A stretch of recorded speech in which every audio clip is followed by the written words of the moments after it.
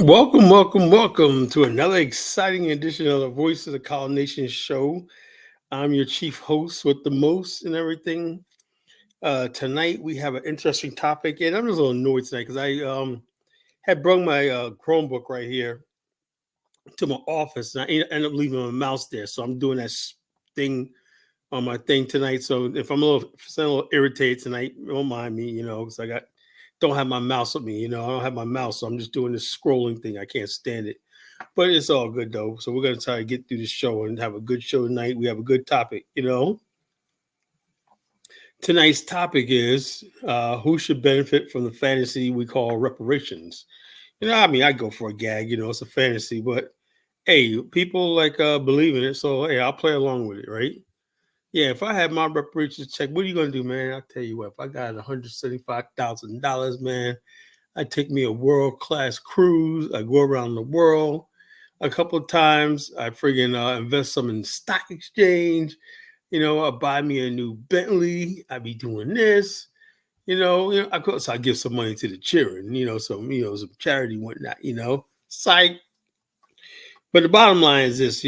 What I'm seeing now is I saw this video today, and I saw this one brother was like, the one guy was saying like, "No, we don't need reparations. What we need to do is invest in real estate, invest in black business, everything." As one hungry Negro got on TikTok said, "Shut the fuck up. I don't give a goddamn about no schooling, no computer, goddamn community. I just cut us our check. I'm sick of these rich bougie niggas telling us how to live, spend our reparations check." Now these people talking like the money's actually coming. That's what's so crazy. And like I said, I look at these niggas' eyes, they're wild-eyed. You hear someone's crazy when their eyes go into two different directions, they look like they're deranged and whatnot. And so they're like, "Yeah, man, I'm sick of you, the bougie niggas, man. Y'all the ones that have reparations. Then you give me your reparations. Y'all take your check and whatnot, and let me spend my reparations and then you got people like Ben Yousef, right? Reparations to be U.S. black FBA only." But like I said, I don't want to get beat up over this, man. I know sooner or later, man, y'all niggas gonna come to my house and jump me over this shit. Man to man niggas said, "Cut the motherfucking check." Woo! They're starting right in. Woo, man. There's a lot of hungry Negroes out there. I realize there's a lot of hungry Negroes out there, and these Negroes, not everybody's interested. Exactly what I'm talking about. I wish I had my mouse. Okay.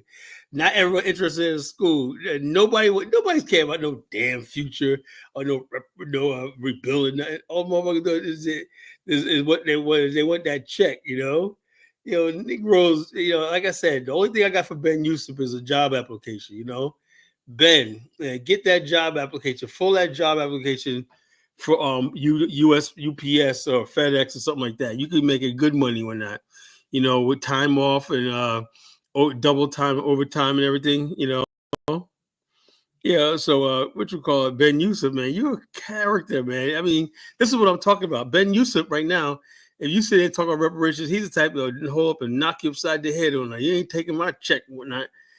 Ben, that's never gonna come. And what I want to do is I want y'all Negroes to stop being mad at people like me. That's what I want. Stop being mad at me. The reparations not coming. The first thing says it's because of niggas like Collar and whatnot. And next thing you know, y'all coming in my house with pitchforks and knives, ready to string me up and whatnot. Over some reparations that's never gonna happen. So the bottom line, it's just hilarious, man. Hilarious and sad at the same time, man. I don't know what to think about you Negroes anymore, man. Like I said, I have a PhD in Negroology, right? But even y'all shock me sometimes. Moi, who's a master and a PhD in the studies of Negroology, y'all exceed even my expectations. I mean, geez, ain't nothing in the world telling you you're going to get a reparation check, but you're ready to knock me upside the head.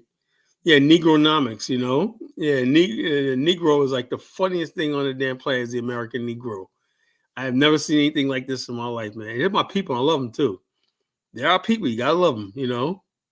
But we're not the smartest tools in the shed. We're not the sharpest tools in the shed. The so-called Black America, not the sharpest tools in the shed. God shed His grace on us, man. We're the children of God because only God can take care of us because we're so freaking stupid and dumb. Just like people who are retarded, they call the children of God because God has to guide them because they don't have the sense of. So that's how Black America are. We're the children of God because we don't have the sense of what's right and wrong and anything. We have no scope of how to do things right and everything like that. I don't know what it's slavery. I don't know what it is, but even the dumbest African can come over here and see there's something wrong with us. That ought to freaking make you upset. The most backward people on the planet, Africa, West Africa particularly, comes over here and they look down on you, man. God dang. I mean, it don't get any lower than that. And I can imagine what they think of people like Ben Yousef. They're like, damn, man, I thought Black America was bad, but I meet this guy, Ben Yousef. I'm like, damn, man. I'm glad I was born in a mud hut in a village somewhere.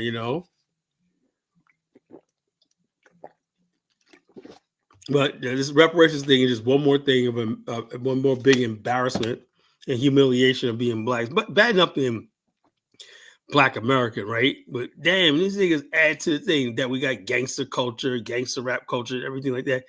Now you got motherfuckers talking about able-bodied people talking about we need our money. We need to cut me my check. When I cut my check, dusty ass Negroes, man. It's dusty. You don't show me no well put together, educated, refined Black person talking about reparation.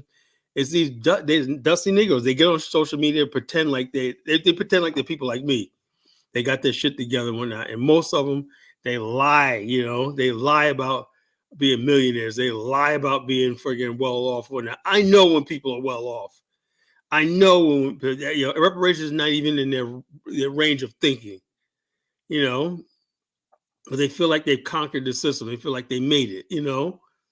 And so the bottom line, I have to think like, I made it, you can make it, so what, But yeah, people, what happened to our ancestors? Well, that was my ancestors too. Why should you get money off of what my ancestors went through?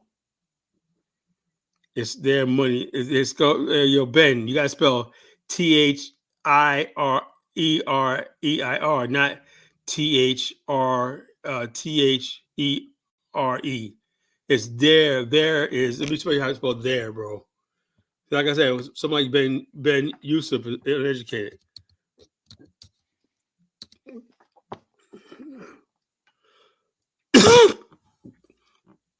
So E and I, that's there. So yeah, like I said, if you went past third grade, you would know that. You don't say there.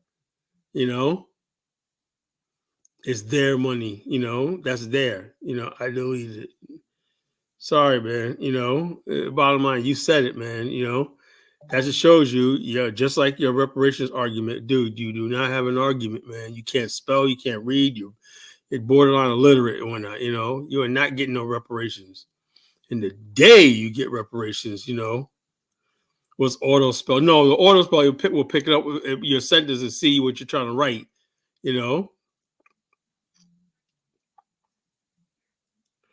Well, I don't know about information, man. He's a good brother, but like I said, a lot of these guys, although they're educated, they're just emotion. They're going by what they think Malcolm X and somebody else said and everything. And they basically going hard for this reparations thing, and it's not going to pan out. All you're doing is wasting your time on social media. It's not going to work. That's all it does. So I mean, you could do it, man. I look. If you have nothing to do with your life and everything like that, and you want to fight for a cause, you have no other cause you want to fight for. I got other things I want to fight for than seeing dusty Negroes get a reparations check. I'm sorry, I can't do it. Talking about we deserve it. Every time I see one of these dusty Negroes standing on the street corner, asking me for $1 and whatnot, asking me for a dime and whatnot, oh, blah, blah, blah, blah, blah. Can I wash your windows? No, you can't wash my windows, nigga. Get the fuck out of here, Now, I do give homeless people money, whatnot, black, white, whatever. I have a heart, but I cannot stand bums, If you're able-bodied and stuff like that, you just choose to be on the streets begging and panhandling and whatnot. That's all it is. Reparation movement is organized panhandling. A lot of these people are probably homeless. What check? Yeah, there ain't gonna be no check. You can hold all you want. I say it right now. If reparations comes, I don't want none. So you could probably take me to the bank. You didn't bleed and die, Ben. You didn't bleed and die for shit. It was likely your great grandmother, who was like a mulatto, probably wasn't sweating for the reparations. On one hand, these people love their mulatto near white relatives and whatnot, who probably weren't even slaves, but yet you want to basically talk about we need reparations. Like I said, these guys are the biggest scam artists and scumbags in the world. The reparations cloud represent the bottom of Black American society. I am my ancestors. I am my ancestors. Yeah, you are, man. But your ancestor on your thing looks like she's a white woman. So maybe take your case up with Europe somewhere that she was a slave in Europe. She was like a white woman. Like I said, I don't come here with a little tiny little pick. I come with a friggin' double bladed axe. I will slaughter your sacred cow. You bring your sacred cow to me, and you bring him to College Genesis slaughterhouse. Coronation slaughterhouse. I slaughter sacred cows. It's called admixture. Admixture. So you add a mixture. What does that mean? You know. Mike Olowale, Mr. I know 4 languages, but most of those languages are sounds they make with the and the clicks, the runts, and the sounds and stuff like that. They send off as signals. I'm very intrigued with. He knows 4 of those type of languages and whatnot, but he's more educated than I am. He knows a bunch of non-written languages that use clicks and stuff like that. So I don't know, man. I don't know, Mike. But he said, so didn't tell Etheridge, man, that Mike is not here to collect his reparation money and save him the drama with me. Oh, I don't know, man. You got to tell information, man, that yourself, man, because a lot of people think y'all after that reparations money, y'all think y'all, yeah, a lot of people after think they're after that reparations. Everybody wants a piece of that reparations money now. Man, but if it's up to me, man, if it's up to me to give reparations, I make sure anybody that wants to get it, I give it to whites, I give it to African immigrants, I give it to Caribbeans, I give it to Indians, I give it to Chinese, man. Let everybody, same thing with civil rights movement. Everybody benefited from it, Ben, you're not special people. They called you special because you was retarded in school. You drove the short bus, there was they would say there's a special child, a special needs people. Well, that means you're slow and retarded, Yeah, you are special people, You're retarded, Ben. So yeah, like I said, the fucking African American, like I said, vastly becoming the freaking laughing stock of the fucking world, So the laughing stock of the world, the so-called African American, Don't tell me I'm a foundational Black American. I'm better than everybody else. Blah, blah, blah. I got plenty of light-skinned people in my family. My sister, my father was very light-skinned. What the fuck does that got to mean anything, So the bottom line is I don't care, but I don't worship light-skinned people, I just don't, I don't worship anybody because what their hue is, and I don't worship Africans either, I don't worship light-skinned people, and I'm not a Pan-African that sit there and fawn over every stupid thing Africans do and call it culture and everything like that. So I'm just really honest with everybody, Yeah,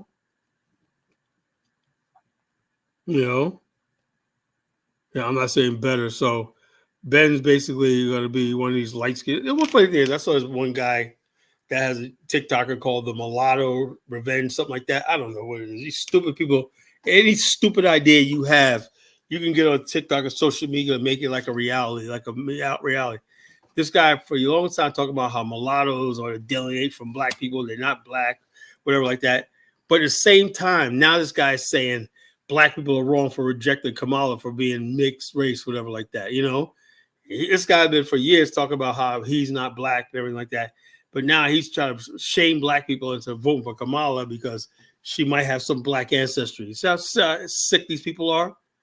These people are the enemies of Black people, We have the enemy within, These people that act like this are the enemies. Not everybody that comes around to talk about they're Black, I'm brown skinned too. So what, I still don't worship no white, light skinned people, whatever, and I don't worship white people or anything, so I don't really care. But this guy was basically saying that he was oh, I'm mixed people, blah blah blah, giving this whole light skin spiel for like a year. I'll listen to him on TikTok, come across his stupid videos. Now he's always like, oh yeah, man, Kamala is you donate to at let me put my thing up here. You can send me on all I got is PayPal right now. I don't really know how to do any of this stuff. I didn't really get on here to do all this. So the only thing I know how to do is put up PayPal. PayPal is my name on PayPal. You could just send it to my PayPal account if you want to donate to the channel and everything. That's good. We appreciate it. I'll put it to good use. We put it towards things. If I get enough money coming to the show, man, I could do a lot in Liberia. All my Liberian operations depend on me. I don't get no donations or nothing like that. So I'm the only, basically, yeah, I know I need cash. So Cash App suspended my account. I have no idea, dear. I don't know how to use. I don't know how to use any of this stuff. Apple Pay. All that I got is Venmo and I got PayPal. I don't know how to do any of the other stuff. I have to learn. But Cash App basically took my account away, and actually a couple of months ago, like a couple of weeks ago, I tried to redo it. No, this account has been suspended. What did I do? I didn't do nothing. Well, I'm involved with this crypto shit that's under investigation. I don't know if that's it or whatnot. So I don't know what happened. And my sister too, but she invested in the same crypto. And so they suspended her Cash App account too. But the thing is, my brother invested in crypto. His Cash App still works. I don't know. So I don't know what the hell's going on. We invested a lot of money into this Cash App thing. This certificates, whatever, and we just assumed it because of that. So I don't know why. So I can't have Cash App. All I got is PayPal and Venmo. So if somebody send me PayPal, you just at my name. And if you want to help the stream again, if I can get people just donating on a consistent basis, I could do a lot. That little bit of money, they'll go right straight to Liberia, and get shit done, because shit costs. When you talk about anybody talk about doing real work on the continent, man, your transportation costs alone by the people you work with is in one day. Oh my God, you have no idea how much money I spent in Liberia, and I have very little to show for it. But things are working out. But it's not trying to get rich or nothing like that. I help more people than I friggin' and then I don't gain anything. I don't gain anything from any of this, but knowing that it's my responsibility as somebody who knows the history of Liberia and somebody like me in my position in America, it's up to my job to be the guardian of that country, in the future country, because Elvis ain't gonna do it. None of these people will do it. None of these people care about the continent. I care more about the continent, and as much as I criticize Africa, I actually care more about Africa than most of the people you'll come across. That's a simple truth, Ben, the love red bones. Well, I kicked the red bone habit years ago, bro. I've been red bone free for since 2015. That's when me and Isabella started talking. It's been like almost 10 years. I kicked the red bone habit. Trust me, it got me no place. So I'm done with the fucking red bone, the whole light skin bullshit. I still love my light skinned sisters when that, but nah, man, I'm really more attracted to African women. I just am, just their femininity. Now, when I go to Liberia and I see a red bone in Liberia, that's real sexy. That red bone with that African woman style and softness and femininity, oh my God, that's intoxicating. But America, man, this nasty culture in America, I don't care. Girl could be fine as hell, man. As soon as you open her mouth with that ghetto ratchet shit, man, it's just a turn off. I'm not saying all black women are here like that, but too many of them, what you call, dark skinned women, man. People underestimate dark skin. I think about it, man. All the years I turned down women because they were dark skinned, because having a light skinned girl was status. I'm just being honest with you, folks. You're getting to know the real me. Light skinned girl status. When I had a lot of fucking fine ass dark skinned girls, but you use them for sex or not. But you want to make them your girl. You always gotta have that red bone, having that high yellow bone on your arm is like status, man. Look at that, you got a red bone. Blah blah blah blah blah. And then I realized, man, I'm buying into this American bullshit. And so, in order for me to fight this thing, I have to fight not only white America, but I have to fight my own people because black people are sick. When you realize that black America is sick or a sick people, and then you could deal with it, I don't want to get okay. I used to date a girl from Cape. She was beautiful, but I'm not interested in that culture. I'm not interested in mixed race people. I'm not interested in going half with nobody. I'm not. Oh my, I'm half German. That does not turn me on. And also all the red bones I went out with were 100% African American. I never went out with. Well, actually, did I ever go with a mixed race girl? No, I went. I went out with of somebody who was black and Asian. My one girl was black and Filipino. That was it. I never been with a black and white person, but but the bottom line is I'm just sticking with I stick with black women. That's all. That's how you can tell you're really loyalty to your race when you just stick with your own race in the purest form. Yeah. Yeah. Mixed race people got a lot of issues. I don't want to be around it. I don't know what to tell them. I wish them a lot of luck and everything like that, but we've been bending over backwards for mixed race people, and our community is friggin' screwed up for, we gotta feel like we gotta accommodate everybody, with their self-hate, their self-doubt, and their mixed mixed emotions and mixed loyalties and stuff like that. I want an African. I want a black nationalist nation, I want people who know the hell they're black. There's no, well, I'm mixed with this, I'm like this, Yeah, black and Filipinos is not a bad combination because they're, beautiful and everything like that. But it's not even a race. It's just the mentality of people who are mixed have this idea they're going to solve the world's problem by making everybody mixed. No, I don't want to mix like that. I mean, they're beautiful. I got nieces and nephews that are half Filipino. I love them to death, right? But they know, I'm saying the bottom line is we got to preserve the black race. Black race is going to go extinct. We don't preserve that shit, And it's up to everybody to basically try to preserve the black race. Even if you're mixed race, I think it's your duty to marry back into the black community. That's what I think. That's how you can have some grace. So we can give you some saving grace when you marry back into the black community, for the most part, or your kids or somebody do, Well, I'm not mixed race. I'm not mixed race. I have European ancestry, but I'm not mixed race.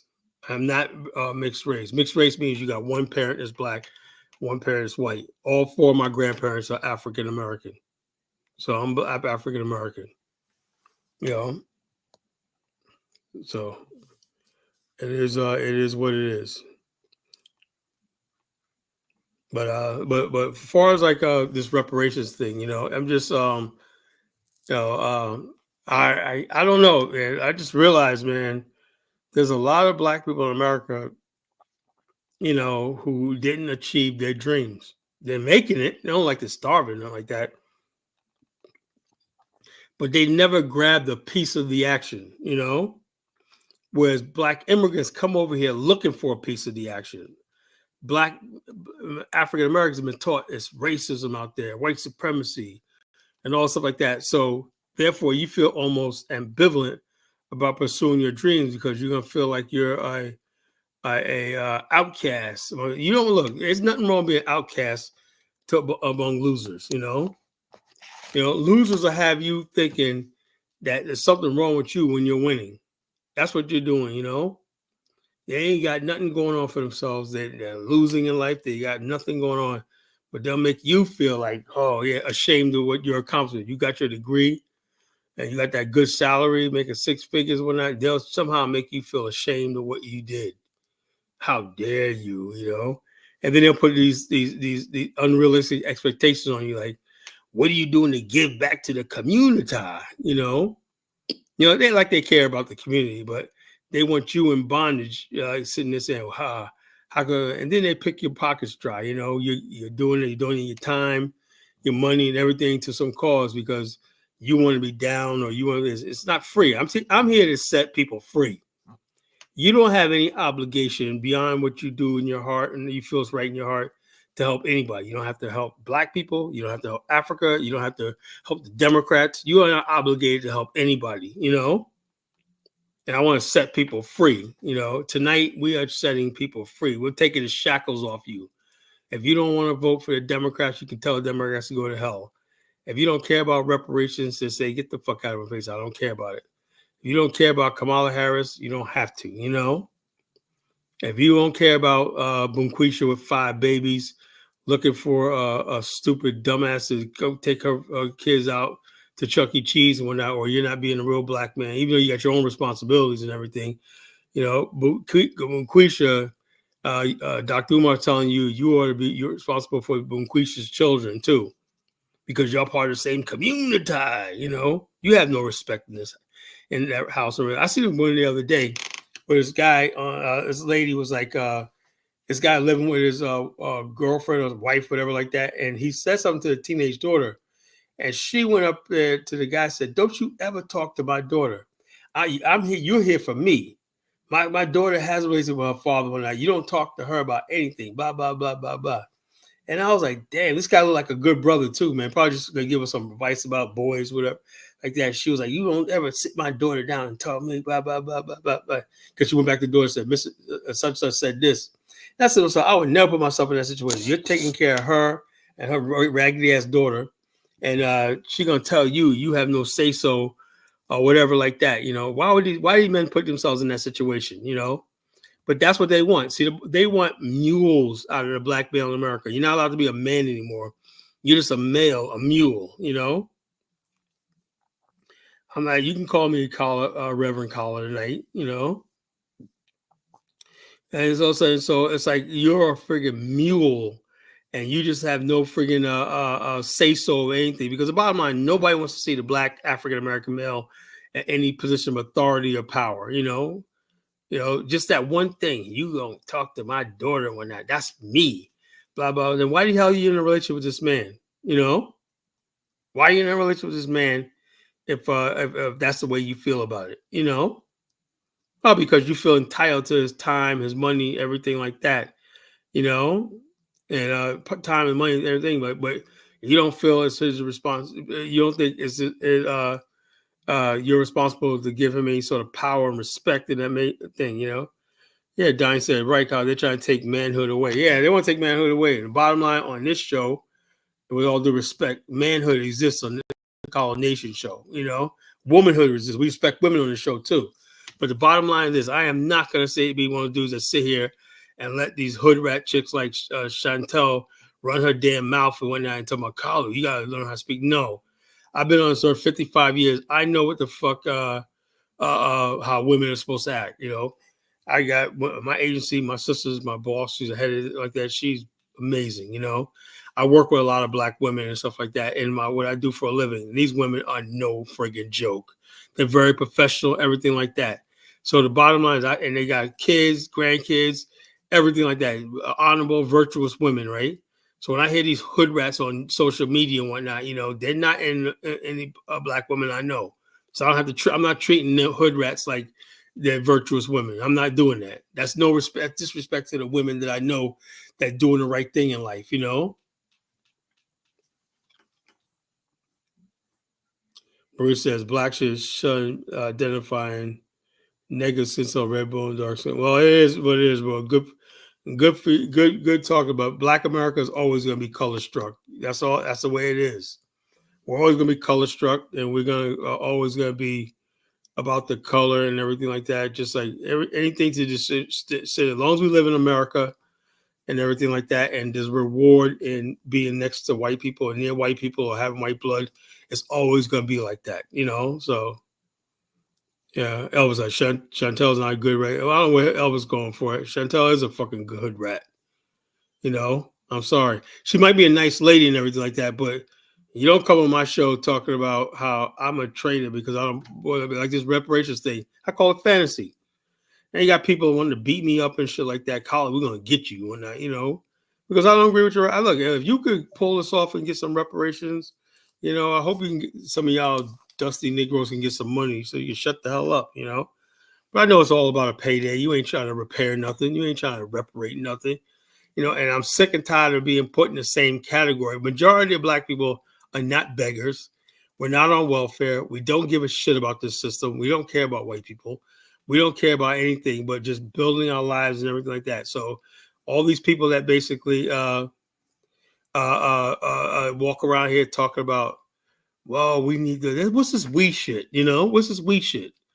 I did what I had to do. I people outreach. I said, look, I know there's a lot of black people like me and whatnot, maybe interested in building black economics, cooperative economics in America, and extending that to Africa, even probably building our own municipalities on the continent, right? So we created the BAIO. But no, people are like, no, that takes too much work and whatnot. So it takes too much work. So they want to sit there and talk about blah, blah, blah, reparations, blah, blah, blah. Why? Because reparations is easy and fast and it's a hustle. Not outright threaten me, but just Frenchie, but just the tone. The tone is becoming, and the reparations movement is becoming violent. The tone is just becoming violent.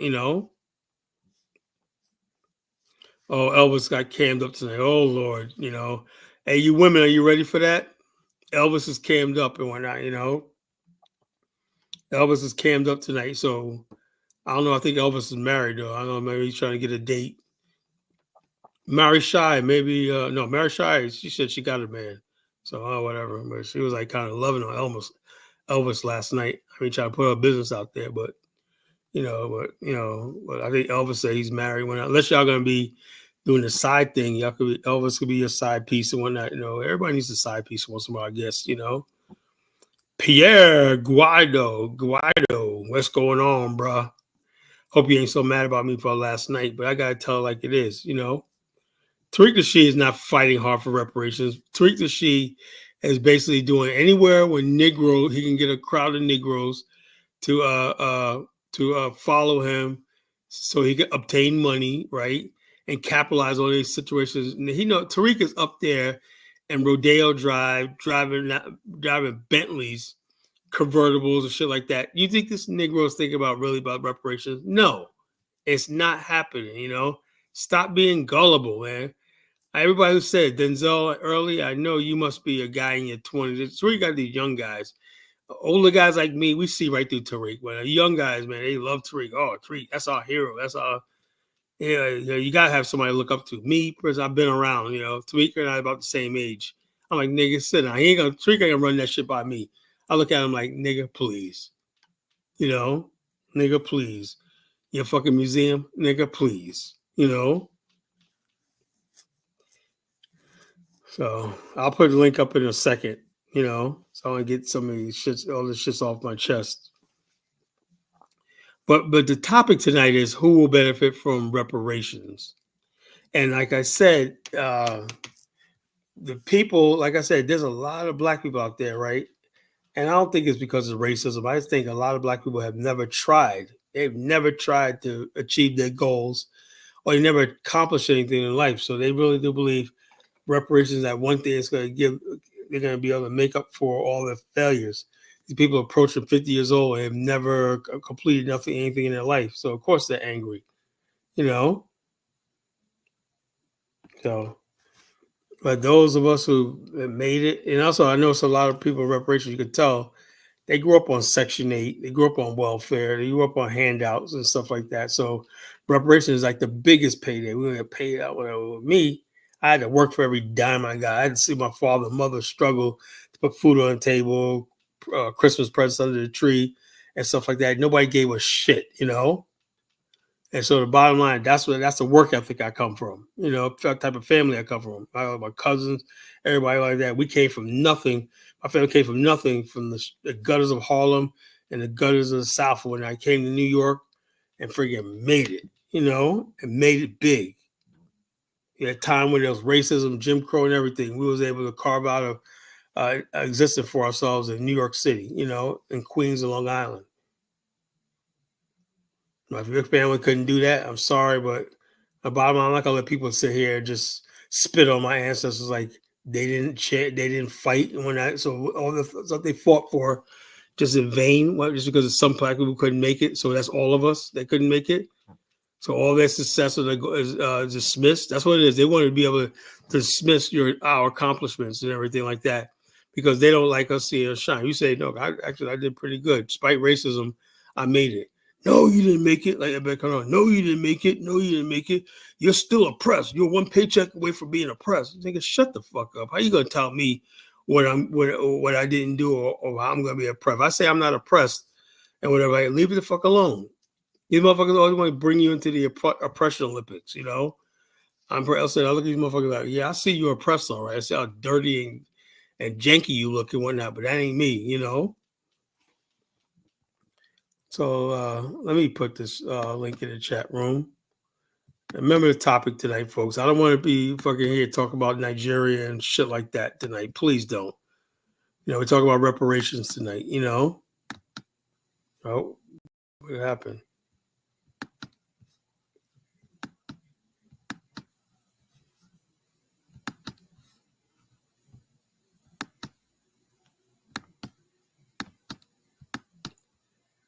I don't know.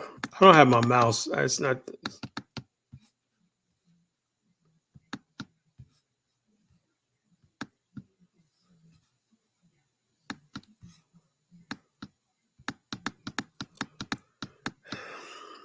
Folks, anybody could put the link in the chat room for a thing. Many moderators could do that, you know. I'd appreciate it. Somehow my link thing is not working. I don't have my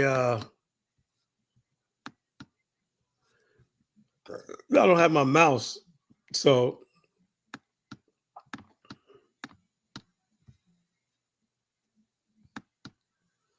does anybody know how to get the link and post it in the chat room?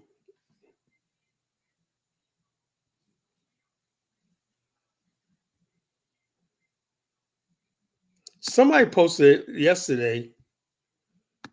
Let me see if I could do something.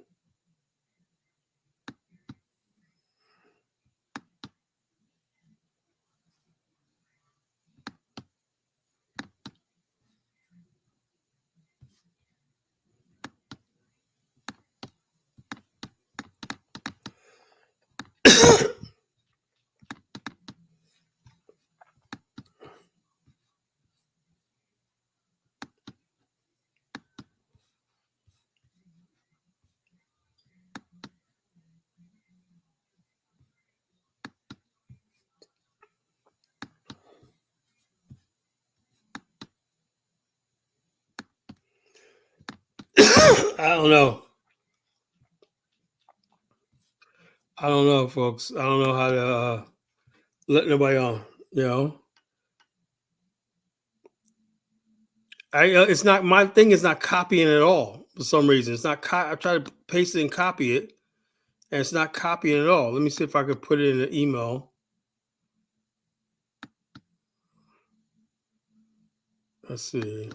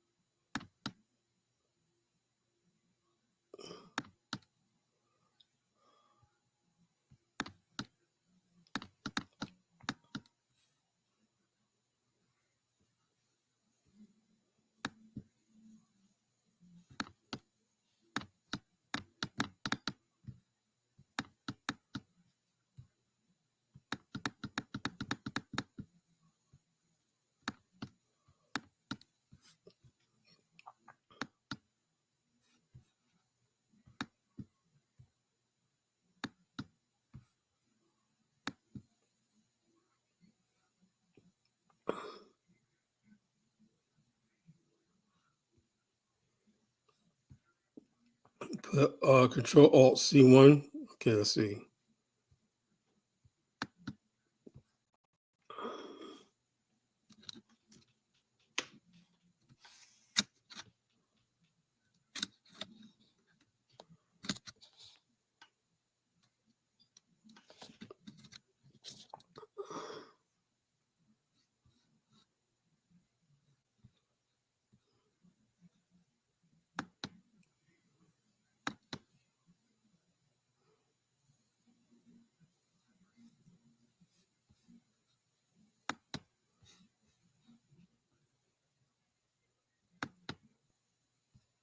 Okay.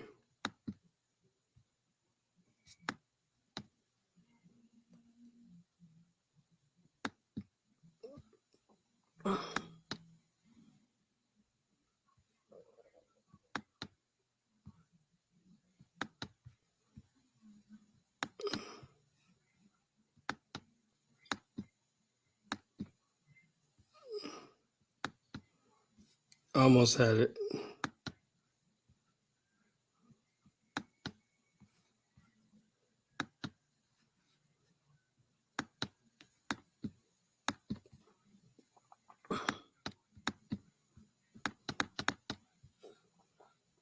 I don't know.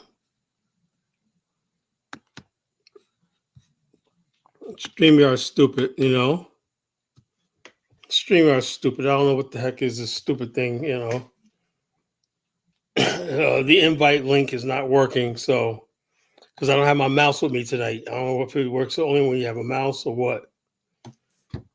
So we probably have to end this show real early tonight and just pick the topic up back tomorrow. Probably that's what I have to do if I can't figure out how to get this to work. Let's see. Let me see something. I could do email. Okay.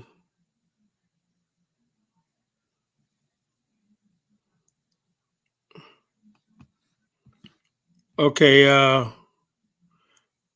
Let's see. Frenchie, can you click can you private chat me your email? I'm gonna try it that way. I'm gonna send it to you. See if it works.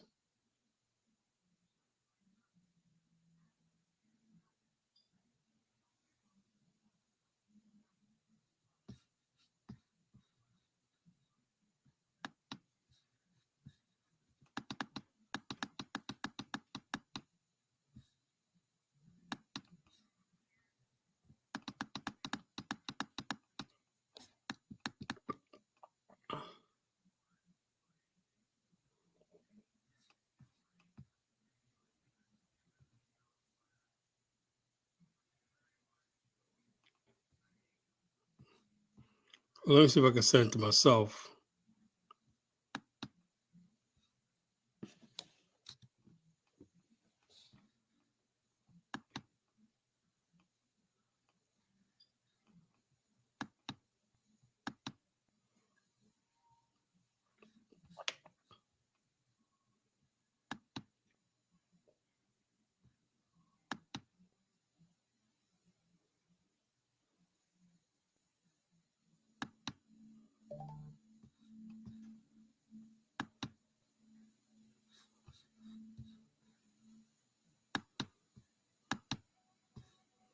All right, folks, I'm coming.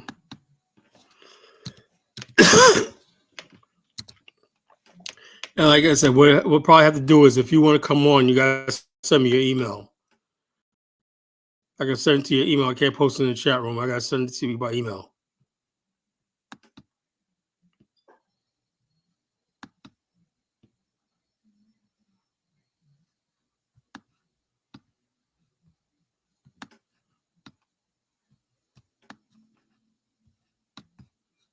I won't do that again. I have like 10 computers, 20 computers in my office, and I got to bring my freaking Chromebook. Why the hell did I do that?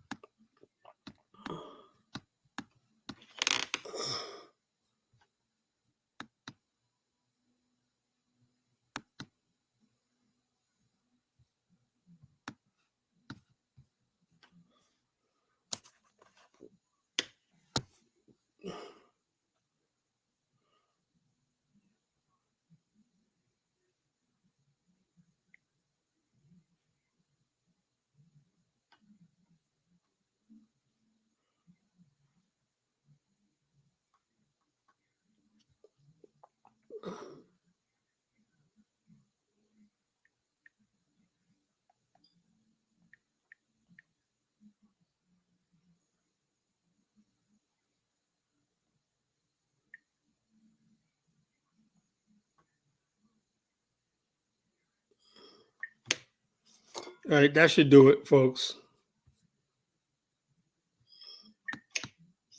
All right, that should do it, folks.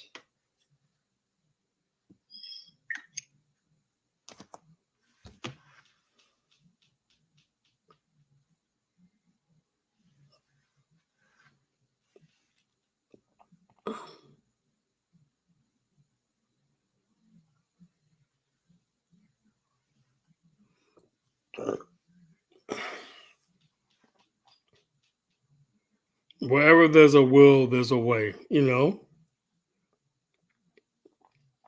Wherever there's a will, there's a way. It always says that works. Wherever there's a will, there's a goddamn way.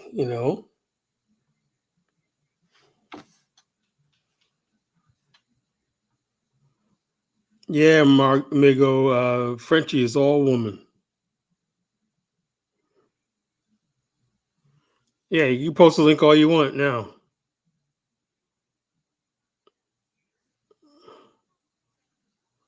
My screen's frozen. You see me waving?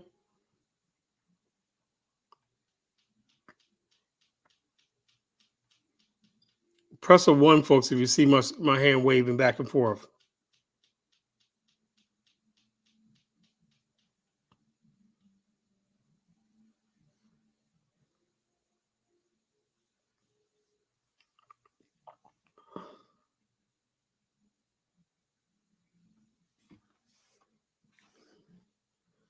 I can't hold up. Let me see.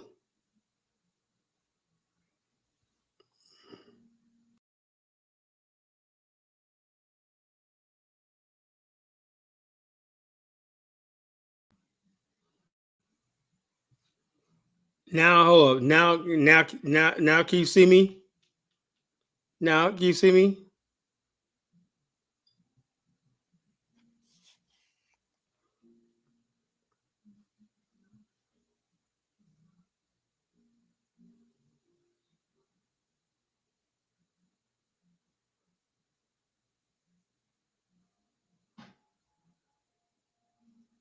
Well, I'm looking at the thing. I don't know what's black about it because hold up.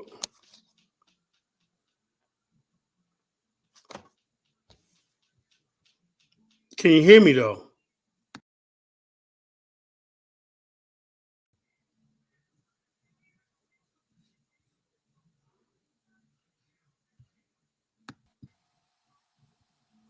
Do you see Ben Yousef just came on?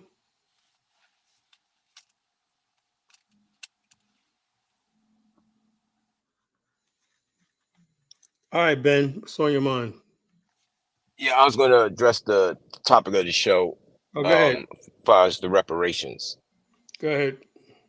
Now, I think people look at this reparation things that they don't see the bigger picture, because people think, oh, we get this money, we're gonna blow it on rims and Jordans and the Exactly what you're gonna usual. do. Oh, okay, well that's the usual white supremacy talking points. No, it's the truth, Because man. hold up, if they actually believe that, they I would have believe no it. problem. I believe it. They Okay, but they would have no problem giving us the money because it would be thrown right back into the economy. That's What all. there's Bottom of it, uh, they're trying to protect you from yourself. Okay, but this is what they're scared of, because they know once we get that money. See, I don't worry about the masses. See, I'm looking at the Birdmans, the Puffy Combs. You know what I'm saying? What is The Birdman and Puppy Cone gonna do Okay, to black hold people? up. I'm talking about the future ones, because once we get that money, it's the 10% of us are So going to we're build. gonna be, well, hold on, we're gonna be making more rap records. No, just let me finish. Once we get that money, then you're going to see the black Silicon Valleys, the black Oh, Amazons, okay, the black okay, Apples, okay. just like we did with Black Wall Street. So we built Okay. Black Wall Streets with nothing. Can you imagine what we're going to Yeah, you do? have to. I agree, Ben. I agree. Now you have to. You want to build right? You got to start from nothing, man. No check was handed to you. Okay, Anytime you give people money, they never do anything right with. So you okay, got to but we start from earned that nothing. money, Kyla. Our blood is on those fields. You know what I'm saying? It's in this country, and our bones are here. That's our money that's owed to us. We worked for that money, Yeah, man. but your bottom line is this: you didn't work for it, though. You got to admit My that, my right? answer, I'm a clone of my ancestors. You see what I'm Yeah, saying? I beg to differ. Just like when I have a kid, that kid is a clone of me. You see what I'm getting at? Just like if I have a son, he's a clone of me. And if I have a daughter, that means I just came back as a bitch. She's a clone of me. You see what I'm getting at? We just clones. So my ancestors are me and I am Let them. me ask you a question, Ben. How give me what that's what I looked at. You getting reparations. How might that happen? You said, so how will it happen? Yeah, I mean, how does that look like? How does that look like? Do you go up there and bum rush the White House or the Capitol Hill with arms, guns blazing and whatnot? Like January 6th or No, because a system of injustice can only last so long, just yeah. Well, like then the what? Nazi party. Yeah, I get that. And then what they do is they replace it with another system that's even worse of injustice. No, our checks are coming, Carla. You know what Yo, I'm saying? you are not getting a check, Ben. The checks are. It's We've in the been mail. talking. So checks are in the mail right now. No, what I'm saying is, don't you see how this all came about? If we would have got the reparations beforehand, without delineating, the Africans would have got it, the So well, I don't Hispanics would have see. I got don't it. see. I'm willing to say I don't care about Africans getting it because I know you guys are going to get it anyway. So if they do get it, I'd say why not have the Africans get some? Why would you care? I care because they're not part of our struggle. So You know what I'm saying? being black in America, no matter where you came from, ain't part of the struggle. Now, this, like, I don't get money from the Native Americans or the Japanese internment camps. This is a Pacific lineage for us. I don't get money. If South Africa got money, I wouldn't expect to get any of that. I don't get any money when the Japanese got reparations or the Native Americans or the Pacific Islands or the Jews. This is something that is for us. It's like a lawsuit. If you work at UPS and you have a lawsuit, the guys from FedEx can't come over and say, well, I'm a truck driver too, and we're in the same business. Where's my check at? No, this is a specific case for a specific class of people. This is for us. This is money that is owed to us with interest. Ben, you got a proud crime boy up on the stage, crime crew boy up Liberian on the stage right now. His name is Elvis. How does a Negro name Elvis? I have no idea, but he's here. When I think he has something that he begs to differ with you. Where's he from? Sorry about that. He's from Liberia, you said? Yeah. All right, go ahead. What you want to say, brother? I mean, don't listen to Colin, man. I don't disagree with you. I think reparations, if you can get it, it's I good. forgot to tell you, he's another Pookie like you are. So. Oh, Colin. But I do disagree with you when you say that you're a clone of your ancestor. I mean, I don't want to be technical, but being a clone means you're an exact copy of that person, and of course, you're not an exact copy of your ancestors. I'm paraphrasing, brother. You get the thing. We're not gonna get into Right, semantics. You know what I'm saying? You know what I'm getting at. You live through right. your children. I know you heard that before, right? Yeah, I get that. Yeah, Yeah. So that's for how you me, pass on. That's how you pass on your lineage. I'll come from my mother and father, and they come from their mother, and it's turtles all the way down, all the way back to Lucy when she crossed over in Africa in Kenya. You see what I'm getting at? How you get all the way to Kenya, man? right, Ain't but that where I Lucy do came from? agree. What? Ain't that where Lucy came from? East Africa. Who's Lucy? Lucy was the first Homo sapien type that was found in Africa, No. over there Well, by all I know is Ethiopia. your ancestors didn't come from Kenya and now, right? We all come from that, Carly. Even No, the cracker, the albino. A hold on. white man is just an albino nigger. My ancestors' DNA has like 50,000 years of origin is in the Congo. I have no East Africa. Brother, I said the first Homo sapien. Well, how do you You know rewind the clock back, we came out of the swamp as some bacteria. If you want to, how far you want to rewind the clock back? You know what I'm saying? So the first Homo sapiens that were bipedal organisms were Lucy in them. And we can rewind the clock back further and further. That depends how far down the rabbit hole you want to go. Yeah, but what does this have to do with reparations, bro? Well, he asked me about the clone thing, and as I was explaining to him that we all come, from our parents and all the way down. That's what I was getting at. I didn't want to get into a genetical, about what actually a clone is. So I was just kind of paraphrasing Right, but that like my I said, I ancestors. don't disagree with your fight for reparations. I think Kyla probably disagree with it, but I don't. Hold on, So this is what I'm talking that's about. all. Mantu Bandinka, whatever his name is, Bandinka Bantu says, I don't want to hear none of this bullshit. Just cut the check. This is what I'm talking about. It's turning into black people. All reparations is going to do, just like the so-called FBA, is cause tension between black African Americans and hating black, self-hating black Americans who hate being identified with Africa, and black immigrants. They get caught in the crossfire. They're black self-hating America. That has Reparations nothing to do with the color. is going to have the same effect. Hardworking black people go out there, work every day, who know they got to go out there and work 9 to 5 to put the bills on the table, right? They're coming into conflict with these violent hungry Negroes who talking about cut the check and whatnot. It's soon going to be violence. And black people, that money is owed to them, though, just like the Native Americans. You guys are willing to enact violence on people who don't agree with you. No, that's not true, Carla. And far as us being African, how come you don't call the Jamaican or the Haitian African Jamaican? We are definitely you want the money, but our ancestors consider themselves Africans. You don't want to identify with our ancestors, Now we going through semantics. It's just like Social Security. We paid into the system. This is not a handout. This is not a grant. Africans paid into the slavery system, not you. You're a self-described mulatto. Okay, if your parents had a trust and they were rich and they passed away, would that money not go to you? Would they say, "Well, you didn't earn that money"? My name is a contingent beneficiary or beneficiary. I do this for a living. I'm not entitled to anything. No. But that's how money is passed down. Is generational. Yeah, but wealth. You have to have a will. You have to have a will. We're getting into semantics again, but you get what I'm talking about. You basically show me any document where our ancestor says, "To whom it may concern, please mail the reparation check to my descendant Ben Yousef. He's gonna be born on this day in 1985, whatever like that. Can you show me 9 times out of 10, Carla, if you passed away, people, period, and they didn't have a will, they would want their money to go to their children. If you don't have a will, it goes to the state.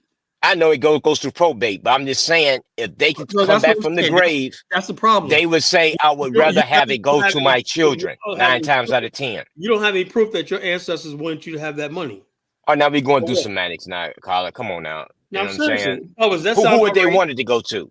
Who would they want it to go to? But a lot of our ancestors, all they wanted to do was be recognized as a human being. They want that humanity. Let's try to fight for their humanity. Yeah, exactly. But same with the Jews and everybody else. They fight for humanity. You guys come up now, decades later, talk about, we want reparations. We want to pay it out. Yeah, everybody else getting the check, but I won't mind. So the bottom line is, you guys with this check, man. Carla, let me ask him a question.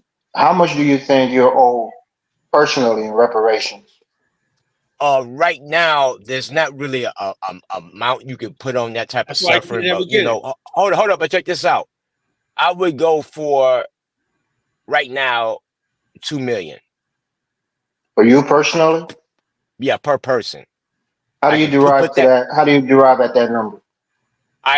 We could put that in a high savings checking account with 5% interest, which would bring us in $100,000 a year just off the interest. That would give us a good boost up, but we could still have the principal. We can have money, making money, and that money with compound interest can then be passed down. So we wouldn't have to spend it. Getting that the money would make money to support us, and the compound interest could work.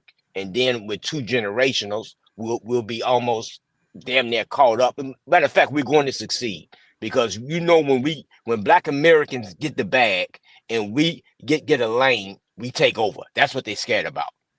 So Apple, Amazon, Tesla, they all scared because they know we get this money, we coming. So what's the math on that then? How many people are qualified for that $2 million? People, we have a thing. If you can prove your lineage all the way back to, I think it's 1870 or something like that, that you were a foundational Black American, you can prove down the line, and you can prove that everything was documented. I thought you were talking about a slave. Slavery was abolished in 1870. So what's up, Murray? If you can prove your lineage back down there, and we can because everything is documented, a lot of stuff is documented, then you get the money. This is not rocket science, brother. with these questions you asking me, ask yourself how did they pay the Jews, the Native Americans, the Japanese, the Pacific Islanders? We don't have to reinvent the wheel here. The way you paid them and you found out how you was going to pay them, you do the same thing. The Native Americans was the Native Americans was underpaid. They was First, the Native Americans, brother, the Native Americans own slaves. They get what they deserve. That's their karma. Fuck them. No, I'm They were just slave owners. I'm just responding to what you said. You know, and then when you talk about the Japanese, that was paid to a nation. Usually reparations are paid to a nation. No, it wasn't paid to a nation. It wasn't paid to Japan. It was paid, the Japanese that were in the internment camps were citizens. They were citizens of this country. The nation of Japan filed for reparations for them. No, it didn't. Compensation. Let me tell you. Compensation, I should say. Yeah. They had nothing. Sure. Japan is a whole nother country. What are you talking about? I remember when it happened, 1988, and I was in college at the time. What happened was the Japanese were, the United States was going through an impasse in South Korea and China and stuff like that, and Russia, and that was the height of the Cold War. And Japan was basically telling the United States, well, we want your bases off of Okinawa and stuff like that, terms up, right? So what happened was at the last minute, some people who were Japanese waited for 44 years to get compensation for the money. Some of the money property they lost. Right now, if they got reparations, they would own half the state of California. That's how much property the Japanese had. They got all a class action lawsuit. That means everybody got the same across the board, $20,000. Yeah, that was peanuts compared to what they lost. And it was I said you can't put a dollar amount on slavery. You know what I'm saying? They could. That's what you're asking for. You're asking for a dollar amount. Brother, it's like if you're in a car accident and you lose your mother, you can't put an amount on your mother's life. It's priceless. But we know we have to put some type of cap has to go on to be realistic. You see what I'm getting at? So I can't say what is your mother's life worth. Let's get Mari. Mari wants to say something. Yeah, I have a question. So if we don't get reparations, what are we going to do now? Like they're gonna start beating us all up that they think that oppose it. They're gonna start jumping you. You won't be safe to walk in public. I know, but what I'm saying is, what can we do now to help our communities? Like, well, you can start jacking. You can start do what Yousef talking about. Start jacking black people who got money. Carla. Oh my God! Hey, sister, check this out. We're not sitting here with bated breath waiting on reparations. We're doing what we have to do in the meantime. See, people think we just sitting here. I'm not going to do nothing until I get a check. We're doing what we've always been doing. Sitting around. Let me give you an example. Me and Bomani, we made a thing where like we was real successful in putting a Liberia tour together because anybody tried to call in and talk about, I want to talk about reparations. Gone, get the hell out of here, That's what you're good at, Carla. You're good at kicking people off the platform. Ben, you got kicked off many times talking about reparations. Hey, Carla, do you believe that the South Africans should be paid reparations for what the whites did? The Boers? Should the Africans be given their land back? From who? From whom? The South Africans, should they be given their land back? Who should pay them the reparations? The white class in South Africa. But they're the minority. Okay, well they got the money, brother. We're not going to. Yeah, I know that. So what are you going to do? You're going to take it from them forcefully? But let me ask you this, brother. How come you don't have these questions for everybody else that's getting money? How come it's only us? Who's getting money? No. We're talking about the South Africans, not only us. I'm just saying. You just mentioned South Africa. I'm saying, how are they going to do it? This is complicated and sometimes almost impossible. It ain't complicated. Ask Israel, is it complicated? They get money, and we didn't even have war with goddamn with the Jews. It was the goddamn Germans. They got money from still pay them money. Well, Germany gave Israel money, the reparations from the war.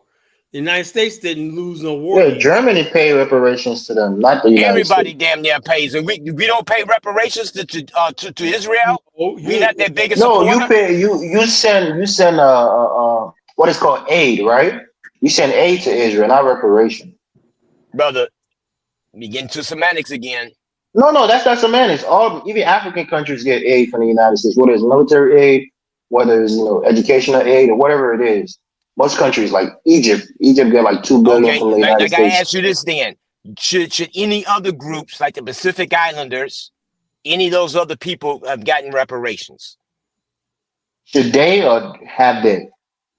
they've gotten everybody got a check. So how come you're not mad at them? Or what's all this rocket Well, science we when have did to the go through? Pacific Islanders get a check?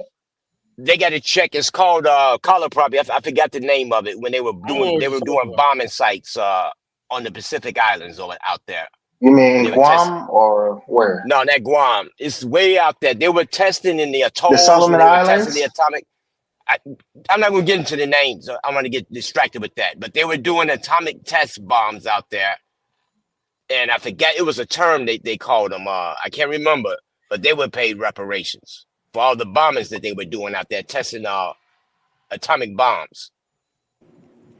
Well, see, I don't mind getting reparations, but I'm saying what can our people do now to improve our communities, improve themselves, like open a business, go to school, or do something. Like I worked overnight and went to school in the morning to better myself, and I make a decent amount of money. And Hmm.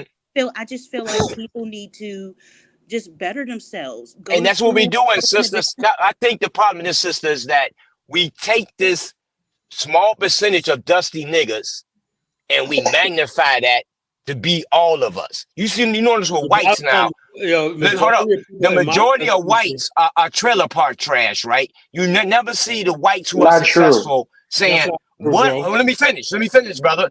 What are we going to do about the trailer park trash? What about white on white crime? That's all bullshit. See, fuck the dusty niggas. Dusty niggas are going to be dusty niggas. Dusty niggas are running the show, man. Like you, No, I they know man. that, not. but see, They're but the why we want? minority. The sister you just said you work your ass off, right? She black. She not the only one doing it. I'm working my ass off. No, I understand that, but why are we worried about other people when we should worry about our community? That's what I'm But saying. That's what we talking about. Ben, Ben, do you want reparations for you or for your ancestors? Brother, Ben wants that check for my himself. ancestors are me. We all one and the same. I don't think so. Brother, that's you. I don't know where you come from, but my mother, I'm part of my mother, and my mother's part of her. We all one family. Yeah. I mean, what was the last generation of your family that was enslaved? Brother, we're not going through that. Where you from, Liberia? Go get some toilets over there. You know what I mean? Real talk. Yeah, I mean, we're asking real questions. Like, this is not a thing against you. I'm Brother, just trying to okay, understand. I understand, brother. Have these same questions for everybody else. I don't bring it at all. Don't cherry pick. Because them I damn mean, okay, drunk, let's look at hold up. let's Those compare. drunk, meth head Native Americans, were they scalped? All they do on the reservations, I lived up here in North Dakota, is drink, beat their women, molest their kids, and smoke meth. So what struggle have they been through? And they continue to throw money at them. That's And what they I don't keep telling you, contribute that nothing. they lost. The Native Americans getting reparation was not a good thing for them. What they But had, they they got a still piece got of it, brother. land. And That's what nobody complains about it. You ain't asking them they what they they doing. had something. One second, bro. They had something tangible that was taken from them, right? Land. Now, if you want to They sold that quantify land, brother. labor, They sold the land for trinkets. hold on. If you want to quantify labor, which is what you're asking for, right? How do you quantify that labor, which is slave labor that lasted for over almost 400 years? How do you Yeah, quantify just it? like the Jews had That's the slave hard labor in question. Germany. Just like the Jews did slave labor in Germany. They built the Volkswagens and the war machine. They used slaves, No, they Jewish didn't. slaves. No, they Uh, didn't. the Hey, internment Yes, camps they did. they didn't build the Volkswagen. They did like The farming and Germans used Jews as slave labor during the war. no, they All didn't. No, countries they do didn't. it. No, they didn't. You didn't find, that's not true. they use them as slave labor, but not to build Volkswagen. Maybe they use them in Let concentration me camps. get into But they didn't semantics, work. brothers. Goddamn. You know what I'm saying? Bro, I just want to You know what understand I'm getting how. at. Yeah, I get you. Brother, I you just don't want to need to understand how understand. feasible It it ain't is. your business. You worry about Okay. Liberia. Liberia need a lot of help over there. You know what I'm saying? You ain't got No, that's black true. Americans. Black Americans are good compared to y'all. We're the richest blacks on the planet. We're the Why you most need successful reparations blacks then? on the planet. That's You true. I understand? agree with you. Yeah, I agree with you on that. that's the argument for against reparations. We're so advanced. That we got reparations. Yeah, because with all our shortcomings, we are the face of the black diaspora. The richest, most educated, the most Diaspora. inventions. We fight white supremacy. We are the moral compass of the world. Why you acting? Why you acting Well- like? Not the moral compass. Well- Yes, brother, we don't have genocide, ethnicide, slavery on our resume like the Japanese, like the Germans, like the Rwandans. We don't have that on our resume. Yeah. So why? But your culture is also, infiltrated with a lot of, debauchery and Brother, that's all cultures, degeneration. brother. That's all cultures. Yeah. So when you say you're the moral, standard, that's not Yes, true we are. because Yes, you have a like lot I of said, immorality in your brother, culture too. Like brother, every I'm culture. talking about Well, as a whole, we don't have genocide and all that shit on our resume. You understand? No, Black Go America. ahead, Mari. Mari trying to say something. Black America has used up all his moral credit and everything. People Go ahead, look to Mari. us how to be human. No, they At the don't. end of the day, Oh, come the on, man. world Come on. looks to Come us. on. How you say that when we got the most dangerous They neighborhood? look at they don't look to you how to be humans. Come on, Carter, that's look pussy. what they do. You're talking about the Crips and the Bloods, but look at the child killers in Africa. Come on now, they rape, they cut their women's genitals off, they rape their kids to cure AIDS. Come on now, it's a whole shit show over there in Africa. Nothing compared to the average Negro running around. Okay, Carla. Like this, just running around causing. Is the black man cutting his women's private parts off? Does he mutilate his women's private parts? Does he use rape as a weapon like they do in East Africa? Do they have child killers going around killing whole villages with machetes? Rape goes on here too, bro. Okay. There are rapes, Can I please say something? there are please? murders, Go ahead, hold on. I want to hear from Mari. domestic abuse. Go ahead, Let the Mari. sister Sorry. talk. Okay, so you say we have what, like $1.2 trillion of spending power. So why aren't we putting that money in our communities, building businesses and stuff like that, like other cultures of people come into our communities and do that? Like, Okay, I'll answer that, sister. I answer that for you. If you see like Chinatown, Korean town, we had Black Wall Streets with a plural. They don't attack those people. They don't come after those people. When we try to open up a business up, just like the turkey hut down there, That was they then, come though. after. We're talking Hold about on, brother, now. I'm talking. Yeah, I'm talking. I'm talking. Will burn down the first Chinatown in Los Angeles. Okay, they not doing. They don't come after these people like they come after us. You know this, Carla. They went after everybody during those days, but now No, brother, we're talking you about don't know these what you're days. talking about. You don't know what you're talking about. Well, I understand that we have Black Wall Street, Rosewood, Seneca Valley, and all those successful, prosperous neighborhoods. But what I'm saying is, why can't? I mean, I know you, but see, that's like living in fear. Like, Brother, sister, we're doing it now. We're doing it now. Every time we get a business going, like I told you, the turkey hut, they try to shut it down. They come at us with these bullshit laws. Look what's going on in California with the street vendors. They let the Mexicans sell all types of shit. But when black people do it, selling ribs on the street, oh, where's your permit? Did you pay your taxes?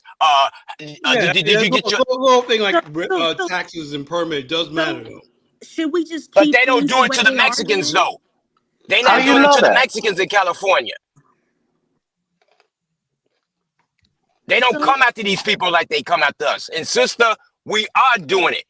You know what I'm saying? Stop looking at the dusty niggas. Look at yourself in the mirror. You're doing it. You're not the only one that's doing it. I'm out here that's doing it. And I'm sure you know people in your family and your friends that are out here doing it. We're not all dusty niggas out here like they want to make us be. Let me get my brother Dollar Bill on. What's going on, brother? Hey, brother, how you doing, man? Doing good. Yeah, man. I see you guys are having another lively discussion. Yeah, man. I think this reparations movement is going to start getting violent in a minute. They want to be towards people, man. You know, this reparations is a really difficult situation because we all know this is a fantasy. They're not going to give us reparations. That's how I feel about it. Yeah, but it's hard to say. Like, just like, let me give you an example, Bob Bill. It's hard to say go against it because they have an argument. Our ancestors were slaves, everything like that. That's but you have to erase all the tremendous success black people had after slavery. You have to erase all that, right?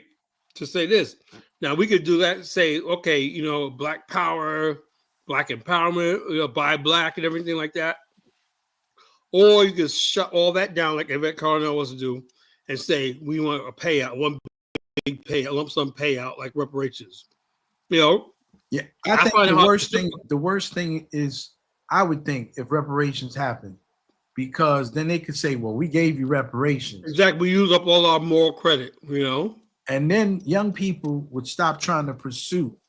You're living in the electronic and the digital age now. And the biggest thing is getting on the internet, being able to make money. People are making money on the internet every single day. And so you have so many children that don't have the internet and they're locked out. But even more so, children who can't read, children who can't do math are also being locked out educationally, right? So, and the Democratic Party really doesn't want us anymore because they got a whole new set of people, right? They got the Latinos coming, and they're there to supplant us. And so we have these people who are against us.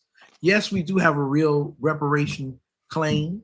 Mm-hmm. Okay, we did do the work, and they are, definitely trying to erase us as a people, all of our accomplishments, all the things that we did here while we were enslaved and when we got out of slavery. They definitely want to erase all of that. They don't want, so when new immigrants come in, they'll say, well, you guys haven't done anything. You just occupy space. And that's what's dangerous about reparations is, it's the notion that Black people have all this opportunity, but it causes hatred against Black people. It really does. They got all this opportunity. You don't pull your money together. You don't practice group economics, even though none of that's true and everything like that. And Black people in America are very advanced, right? We got these people still talking about, even though you may say what is old, you got to say how the optics of what that looks like, you're the richest Black people in the world, the most fed Black people in the world. And you're talking about basically like you're starving and stuff, Hey, the Jews do it every day, Carla. The Jews are very successful and they get everything that's owed to them. They can give a goddamn less what somebody else think of them. Well, the Jews have a nation. They're white. They got that white skin. And they have a nation. They have a nation. And then they have people and representatives that build up. It's funny that you niggas don't say nothing about the Native Americans or nobody else getting money, but y'all got to get on Black people. We never said they don't have to get money, but I'm saying don't expect the majority of us to get here and join you in your fight. I'm not doing it, Okay, just stand on the sideline then and get out the way and let us handle business then. Y'all can have that defeatist attitude. I don't think it's a defeatist attitude. And then well, you think we ain't gonna win? Stay out of it then. It's just like if I'm on. You're not. We are not stepping in the way of. You're not stepping away. That's what they do. They blame us. Whatnot. If you don't get reparations, it's not going to be because we're against you. Okay, he was just giving his opinion about reparations. You want to go for reparations? There have been guys that have been going for reparations for 30, 40, 50 years in this country. And if that's where you want to put your energies toward reparations, then help yourself. Yeah, because the Black Silicon Valleys is coming. Okay, all right. Help yourself. If that's what you want to hang your hat on, go and help yourself, my brother. Oh yeah, I got you, brother. I got several hats I hang on. I'm not putting all my energy. This is one of a many. I can multitask here. Enjoy it. Nobody's trying to take you away from your reparations. I don't want to take Ben. I don't want nobody coming up Jack Rubio on me and whatnot, shooting me outside of my door. Is there like a reparations czar who has kind of come up with a formula on how to get reparation and how to quantify it? We were basing it off a lot of things. If you've seen that was going on in California, we got the delineation to separate ourselves from these Caribbeans, these Africans, these Hispanics, everybody else that wants to leech on to us and tether on to us. I think reparations bill have to come with us being. Yeah, but then now, you got to look at the labor. What was the cost of labor during those years? Hey, brother, you can go somewhere with that double speak talk. Go somewhere to Liberia, try to get a toilet. Get y'all business together over there. I mean, you take it personal when I ask a question. It's not personal. I'm not coming at you. It ain't your business. It ain't your business. I'm not worried about Liberia. Don't worry about our business. Y'all got enough to do over there. black and he basically, if he's You're too black, emotional, bro. You'll get your reparations. I'm Yeah, all just for it. yeah, don't worry about us. Y'all over there eating and killing each other up over there. why does it got to be all this hatred? That's what I'm talking about. It's not hatred. I'm stating Yeah, facts. it spurs a lot of. I think what happens is I'm just eating right now, bro. I'm listening to the conversation. what happens is a lot of this is spurred up with emotions, Right. and so it goes to another level because I don't think, and I could be wrong now, I don't think most Caribbeans or Africans will think anything about reparations. They I don't. think They they know. could They Oh, care got. they less. do. They Right. do. Just like him. He from Africa. He worried about it. They all worried about it because they're He jealous. wants you to They're get your. jealous. What are you talking about? But Yeah, why jealous. do you think he's jealous of you in reparations? Because why is he worried about it? I'm not on no Liberian panel asking them about Liberia because I don't care. It has nothing Right. to do with me. Oh, Everybody is worried about us. We you live in think this is the everybody's African mind American rent free. platform? We live in everybody's mind rent free, Black Americans. They are obsessed with us. They I can't You think know stop what, Ben? talking about us. You're right. I think You're I think right. we're We're obsessed with you. That's true. I think we're kind of obsessed with each other. If you know, if you may. I think We a don't care lot about of no us. goddamn Africans. No, We know I you don't know think we that's don't. true. I don't think Brother, that's we don't even true. know the countries over there. I'm We no, don't care nothing. We know I about don't. Africa, they starving I care and No, they about. backwards. you know what I think? I was having a discussion, and I'm not going to reveal his name, but I was having a discussion the other day about some of these same issues, and I've been thinking about since I've been on these panels for about over a month now, and I'm listening. Even though I'm talking a lot, I'm also listening and I'm reflecting on the things that I have said and the things that other people have said. And and one of the things that I know that we are Africans, right? But I think there's something else that's going on. I think we both have this kind of obsession with one another because we have a lot of unresolved situations. So when you have conflict that's kind of like unresolved, right? You're gonna have these kind of issues with one another. So quite frankly, I think that in one way, you're right. Africans are worried about reparations, not so much of a cash particular payout.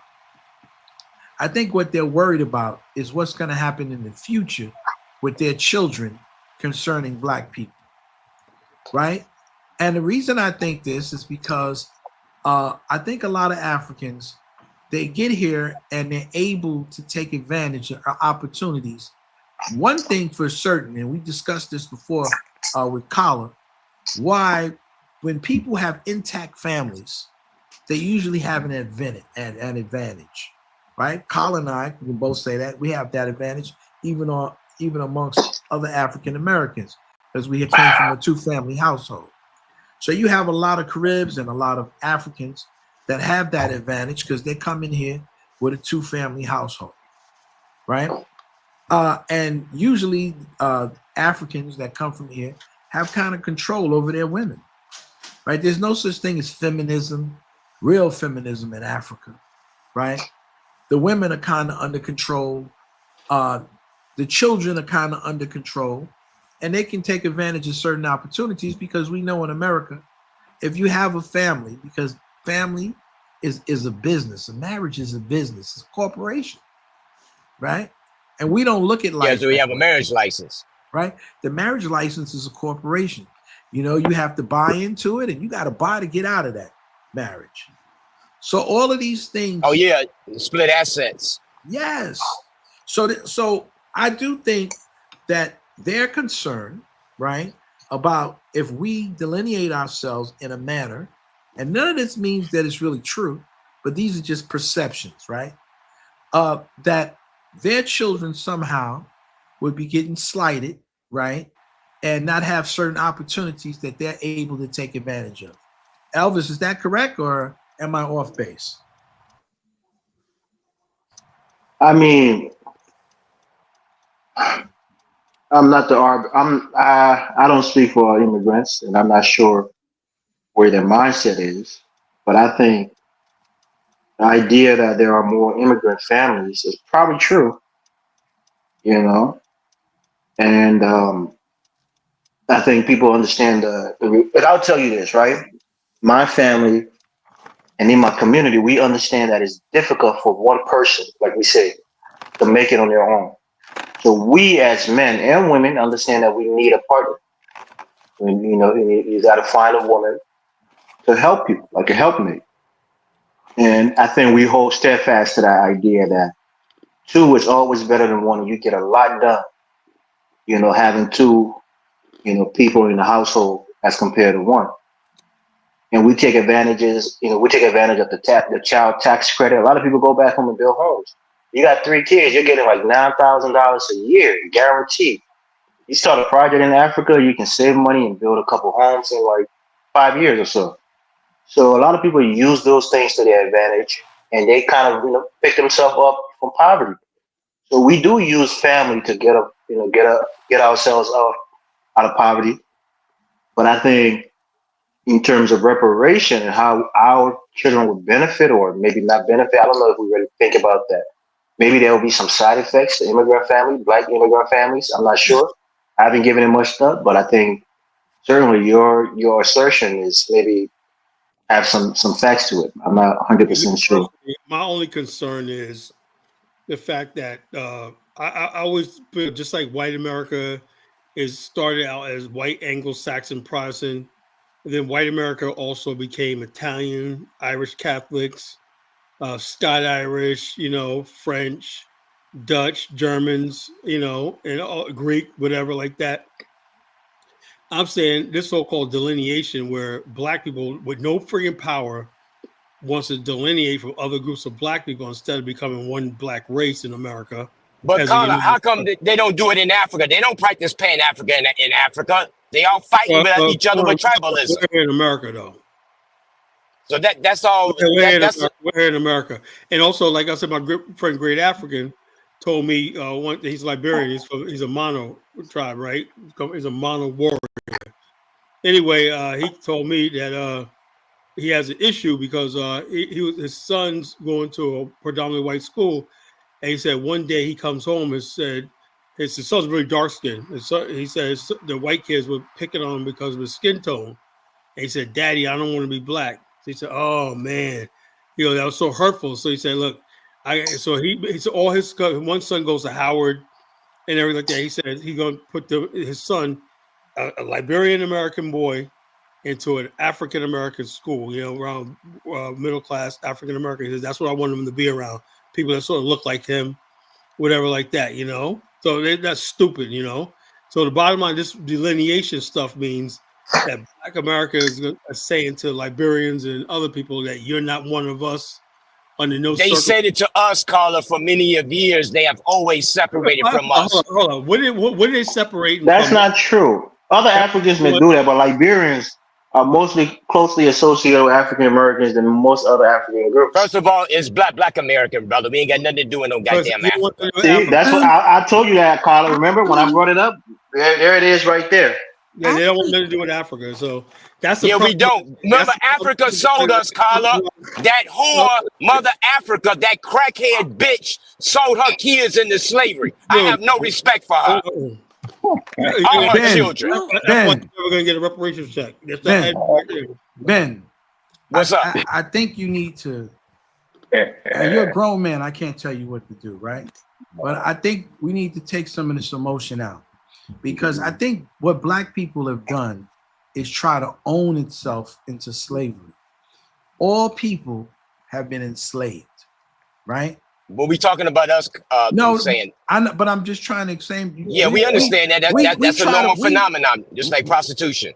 Yeah, we try to say it, and then other people try to shame us. Other people had Holocaust too, right? The Jews weren't the only one that were mass exterminated, but they're not worried about everybody else. But what I'm saying to you is, I don't have a problem being an African American. But what I do have a problem is us having everything accredited to Africa, because we did a lot of stuff while we were here in America. And music, inventions. So I would not, but I'm not angry about it. And I understand. See, when you look at things, right? I told you I have to reflect. I don't know how old you are, but it seems like, you know, like you got some age on you, like I do. Probably I got more age than you do. But in this process, I was having a conversation with my good brother Joe tonight, not last night. And usually when we have this discussion, when we came up in, you know, in our societies and in nationalism and in Pan-Africanism, we were kind of like in a fantasy about Africa. Yeah, it were. Right? Yeah. And Yep. so we envision Africa as our homeland, as our motherland. Those people who really wanted to be interested in Africa, right? Our homes. Yeah, it's like And in the 90s, 80s, 90s. Yeah, 70s. I go all the way back to the 70s. You know, so we didn't have for us, black was flat. There was no such thing as being other than black. You know, you were African, you were black. If you came from the Caribbean, you came from Haiti, you were black people. And so we approach life like that, right? And that's the way we saw life. It wasn't until everyone started delineating themselves from us, right? It wasn't until they started having their parades and you know, putting up their flags. Yeah, me not telling black, everybody me not black. Yeah, that we're not like them, you know. And so, and a lot of this, I believe, was not started by them, but I remember some white people who kind of used it against us so we could fight amongst each other. Dollar Bill. Just thinking about that, I came across an old episode of Howard Stern, right? Yes. And remember, he had some Jamaicans on there. Said, "You're Jamaican. I know y'all hate the so-called African American. Y'all think they're lazy." And Jamaican guys in the studio like, "Yeah, you're right." Blah blah blah blah blah. And I'm saying to myself, "That's what's so dangerous." So all that was building for years. You know? But you know what? I'm gonna drop a jewel tonight, and maybe I shouldn't, because I don't want to give these other people this thing. But actually, it was started by Marcus Garvey. When Garvey penned that letter to the Ku Klux Klan about African Americans, calling us lazy and so on and so forth. Right. And so, you know, a lot of this goes all the way back. So what white people do is they try to get us to fight each other so we can keep our eyes off the real goal. Right. Right. Which is really prosperity for people who look like us. Right. So I can understand, Ben, your frustration. I've experienced your frustration, but I'm not going to allow myself to get caught up in the degradation. Because who all benefits from that? Not us. Exactly. As a race benefits from that in the long run. We don't benefit from that in the long run. You know, we're always going to have like delineation and people have their differences and stuff like that. But the stuff I'm hearing from black people on both sides, the hatred is like unbelievable, you know? Now with this reparations movement, right?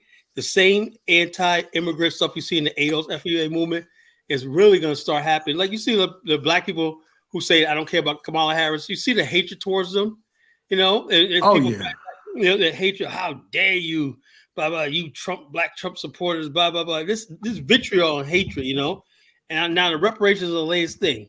You know, black people feel like the reason why reparations passed because they got some black people who ain't behind it. I said, I don't have to be for it, you know? I said, look, if you want to do it, go right ahead. But don't expect me to go join it, you know what I'm saying? First of all, it was California. It's California. We don't live in California. And like I said, we're not talking against it. If they want reparations, that's fine. I probably wouldn't get any, and you probably wouldn't get any either. And so that is fine. But we can't get caught up in this like McCarthyism type situation where we get angry at other black people. What we have to do is to look inward, right? And so I was having this conversation. I'm not going to say it with the brother, but you know, I was talking and he said to me that Africa needs us and we need Africa. And I disagree. Africa does not need us. It don't. And we don't need Africa. We don't need Africa either, you know? Right? We live in the most advanced place in the world. And what we need to do. Africa's the future. Yeah, I know. When I go to Africa, build Africa because I choose to do that, not because I need to. Exactly. And you're making people enrich when you go there. Right? Yeah, I put money in people's hands and stuff like that, you know. So, but for a lot of black folks, This is the kind of things that we have been ingrained in us as children, right? So we refuse to accept it. That we don't need, like look at this guy Staples H. Nah, your niggas ops. We're Nobody, ops, first of all, we're not niggas. And second of all, we're not ops. We're not opposition to you wanting to get reparations, or you got crazy reparation crew. Go ahead and do whatever you want to do. Get whatever you want to get. Because then the bottom line is, I hate to say this, there used to be a guy that come on TV, Tony Brown's Journal. Yeah. And I remember we were out there doing our very best, and Elvis minimizes it, even though I'm not trying to start with you, Elvis. But Elvis and others, minimize what we did against the apartheid regime. And at that time, Tony is ongoing Mike. Is ongoing Mike. At that time, the Krugerrand was the number one gold coin. I don't know. You can research it. Probably was $200 or $300 back then. Now it's close to 2,000. If it's not over 2,000. Yeah, back in the 70s when America was in the Vietnam War, the rand was a world currency, reserve currency. So we could have just said, we could have taken the African perspective. Has nothing to do with us, right? And just think about ourselves and buy as many Krugerrands as we could have got our hands on, right? But we had a philosophical decision to make. And now, hindsight, looking back at it, man, I think that was a mistake. Absolutely, it was a mistake, man. We could have bought up a lot of Krugerrand and made ourselves rich with our biggest gold bullion banks and some of everything. We could have, but we wanted to. All we cared about was our people in South Africa suffering under apartheid, and then the thanks we get is the way they're so xenophobic against other Africans. Like, this is what we're fighting for. Funny thing is, right? It was the rap community that came out. With South Africa is not free, neither are we. Those are our brothers and sisters across the street. Yeah, well, they didn't know any better. Right? But this is the whole thing. We've been looking out for everybody, and all we get is hate. And now we even getting hatred from our own people, right? Because we're telling them, take advantage of this opportunity, this digital age that you're in. The opportunity for you to make money, and like you said, get a piece of the action. Yeah, bro. I was Bill. I was at it was a 2-day convention because my leg is hurt and I can only go to one part of it. My brother and sister went to both days. Hotel was paid for. We had a 5-star hotel for 2 days, and I paid for it as events. When we was, oh my God, so much partying and drinking. We're with the lead largest marketing company in the world, right? So anyway, basically, they told us our sales were great, blah, blah, blah, blah, blah, 5-star dinner, no partnership, but they told us we're doing a fine job. We beat our numbers, everything like that. And next day, man, I'm looking over there and seeing all these people who do what I do, black people, right? And these people have been in the business longer. A lot of people have been in business longer than I have. They're 20, 25 years and whatnot. These are people that got a piece of the action, got a piece of the action. They basically made it, and the bottom line is it's a business I'm in is not an easy business, it's a tough business. Only the strong is going to survive. And the point I'm trying to make is that we don't have enough black people that look at the world and say, look, how can I get a piece of the action? You got too many people. No, look, the bottom line is this.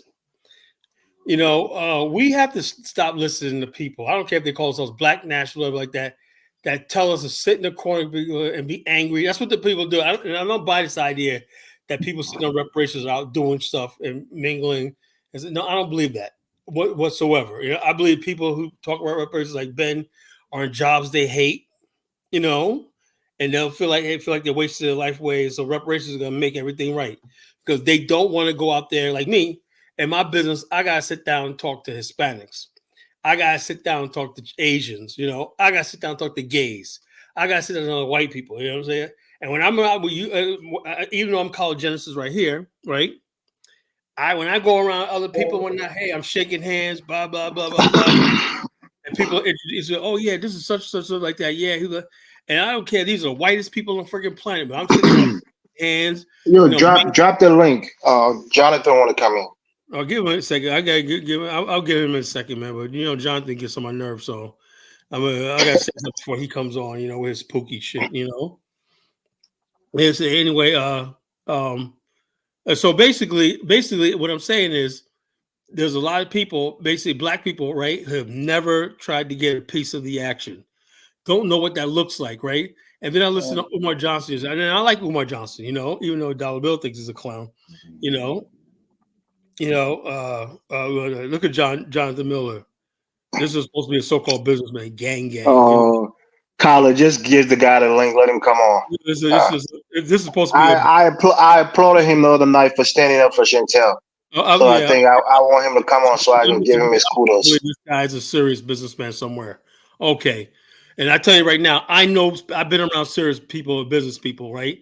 When you're around somebody who's serious about business, stuff like that, there's a certain aura about that. Everything comes out of their mouth is serious. Really, I'm telling you, when you're around millionaires, like I talked to the guy, Garrity, the head of the Garrity Enterprise one night, guy, when you look at $1 million one night, these guys are so reserved and so soft-spoken, but they know they got the money and power, and they got the confidence that they've won. They don't have to convince you of anything. They know their names and brand speaks for itself. That's when when you're talking to somebody who's made it. And my good brother Jonathan Miller don't strike me as somebody, or just right here, don't strike me as somebody who's made it. He's too impulsive and everything like that, and he's too opinionated. Post the link, Carla, please. Amari, Shy, or Frenchie, post the link.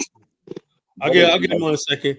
But what I'm trying to say is this: after I make this statement, what I'm trying to say is this: when we talk about reparations and stuff like that, I looked at Umar Johnson the other day, right?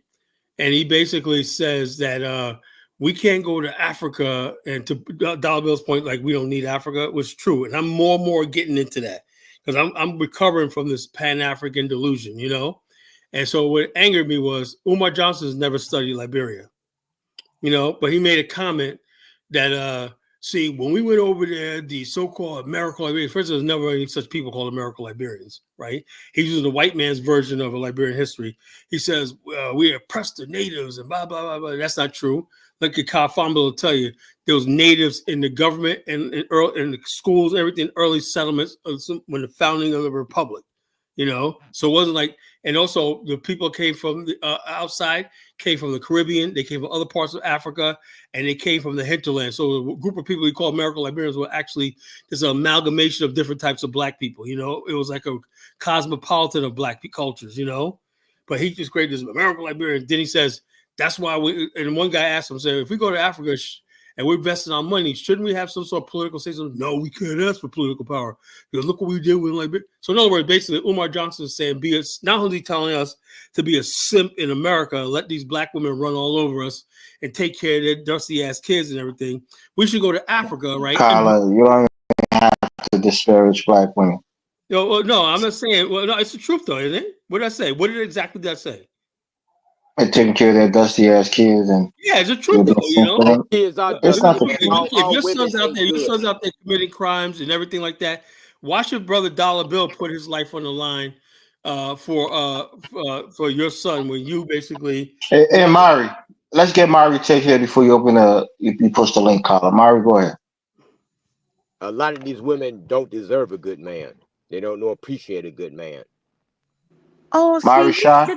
please don't stereotype all of us because I didn't say all, sister. I said a lot of these sisters. I'm talking about, like I say, dusty niggas. You got dusty women too. Let's keep it a buck. That's at any race. I understand that, but I just feel never mind. It's okay. Go ahead, Mari. Say what you Group knows how to call out their Mari, feel free to speak. You're protected on the platform. I don't know. I just feel like, I don't know. I just feel like a lot of you all stereotype African American women, and and I know some of us are not good, but there are still good ones out there. Sister, we said you're good. I said don't even associate yourself with them. You make yourself look guilty by association. Don't even defend them. Call them out. About what the races are we talking about? Black Call out the dusties. You know what I mean? Okay. Well, I just want to get back on topic for reparations. Okay, so like I said, like if we get it, that's fine. I will be happy if we get it. But what I'm saying is, what can our people do now to improve our situation? Because yes, there are some successful black communities like in like the DMV area and in California. But if you look at most black communities, they're not successful. What can we do? What can we do to Well, build Barry, let me to ask be you a question. Umar Johnson said something stupid the other day. He says, and I like Umar. I have nothing against him, right? But people, like I said, we got people that are just fucking dumb. You know. He says that if Donald Trump says he's going to build a factory, employ 500 American Africans, why did you just say African Americans? Why you got to say American Africans? Yeah. He's American African. Okay. Shut up. Yeah, I He says, understand I'll that. vote for him. He goes, if come out here, like, first of all, in the real sense, we need people that's smart. Why would somebody build a factory, right? A factory costs money, has to be there for a profit. You got to have the labor force, all these factories in place. The government can't just build a factory just to employ you. They got to be a need for it. So why is he talking about, oh, Donald Trump's going to build a factory and I'll vote for him? That's not going to happen. I'll take something from Tariq. He wants his butter biscuits. If somebody's offering it, then he goes there. I just think Look, he policies overreaches have to, himself. policies have to be robust and benefit the vast majority of people. That's what effective policies But does. the government is not So going to do anything. you can't just ask for something specifically for your people on a national election, platform. It doesn't work like that. The government's not going to say, I'm going to Everybody build else this. does it, brother. I don't know where you get that from. The gays, the Hispanics, the immigrants. Everybody asks that they hand out for their Yeah, but they're organized, though. They got businesses. But they still like do it, though. Hispanic- This brother said you can't do it, and everybody does it. Hold up. What do the Hispanic ask for right now? What are they asking for? Brother, look at the Asians. Hate crime. I tell you what, Everybody- That was because tell you what the during Hispanics COVID, a asking lot of for? people were attacking Asians. What? But look It at wasn't. tell you what It wasn't for black people the thousands of economic years. benefit. It wasn't for You know economic what the benefit. benefit for Hispanics are? No, not benefit. What are they asking for? They're not they're asking for political power, but you know what the benefit is? $15,000 worth of food stamps. No, they're getting access to whiteness. Yep. See, so when Bingo, you live in places like the Bronx or whatever, you wouldn't see it because we just call them by their ethnic groups. But if they can, they can cosplay just like the Africans cosplay. If they can cosplay in the rest of America, they gain access to whiteness. And they Yeah, love they it. think they're It's spicy Spanish. white shit. It's They spicy think they're white. from Spain. A lot of the Hispanics. Well, they Look at didn't the even want to Dominicans. be from Spain. They want access. They actually change their surnames when they go different places. And You think that's a bad thing, Jonathan? to cosplay? You think no, black people, I'm not Jonathan. black people does it all the time. And just the way how you got your black voice, you got your white voice. When you want to get something that's from a not white the man, same. No, that's not. no, I'm saying because your skin color, you can't cosplay through skin color, but you can cosplay through voice. Listen, let's not try to confuse people. Okay, go ahead. Code switching is not the same as cosplaying. Okay. Yes, it is. No, it's not. Yes, Because no, it isn't. So it could be a form of it. It could be a form. Bro, there are black women who, when you talk to them, you think you're talking to a white woman, and that's how they fool people. But let me ask you a question. Wait a minute. Code switching is when you stop acting the way you would typically act around. Well, let me ask you a question. Because you're not trying to offend You others. act like you typically act according to That's not where you cosplaying. are. Cosplaying not is you saying And that what you're I'm trying telling to, you, I don't you're see anything pretending to wrong be with it somebody because that you're not. Excellent. yeah, because people understand this country. When you go for a job interview or you're looking for housing, you're not doing people it. switch their tune because they don't want to be discriminated against if they're perceived a certain way. Something that you're not. What you want to do is be something that you're not in order to gain something that you didn't work for. Yeah, it's like people that come to the United States of America and they decide to change their name. So isn't that the same White thing? people do the same thing. You're not new in what you do. But the whole thing is, and I wouldn't even have a problem if you really wanted to assimilate into the culture or bring something significant. What you want to do is you got a bunch of folks that cosplay and then they have a lot of rhetoric behind it. right? So at one way you get in the hand that's feeding you, and then the other way you bite in the hand that feeds you. That I have a problem with. If you want to assimilate into the African American culture, that's fine. If you says I'm African in Africa, but I'm assimilating, I can identify with you people, and I'm ready to do that. But when you come here and you do everything to be away from us, you don't go to church with us. You don't do. You're No. not part of the culture. Most, dollar bill. Most people do a mixture of both. No, Like for not in New me, York. Not in New okay, York. not in New York, but for me, when I came here in this country, I went to middle school and high school and up to college here, and I could go to a party, a quote unquote African American party, and I can hang out with African American kids. But in my culture, we have our little programs that we wear, our little our traditional garbs, or we have certain foods that's unique to our culture. So you can have your toes in both. You can have friends and certain things in But common that's that you not what I'm enjoy. talking about. I'm not talking about you a kid growing up in the American culture. That's not what I'm talking about. And you experience certain things also as an immigrant. I'm talking about grown adults who decide, and I don't have a problem with them. I don't have a problem with them saying that this is who we are and we're staying over here. But you can't have it both ways and act like you me too. Nah, so if That's I if cosplaying. let's say one second, dollar bill. If a grown man comes from Africa, right, Like and he comes Zonga. to the United States, right? Let's say he's a Yoruba man who has been entrenched in Yoruba culture, and he wants to learn quote unquote African American culture. Where does he go to learn it? Who's going to teach him, and what are they going to teach him about African American Well, culture you and know how he's to not going to go how anywhere to to learn it. practice it? You know he's not going to go anywhere. He's going to do what he was doing in his country. He's going to look in the movies, You right? think so? You can't Yeah. learn a culture, brother. You have to live it.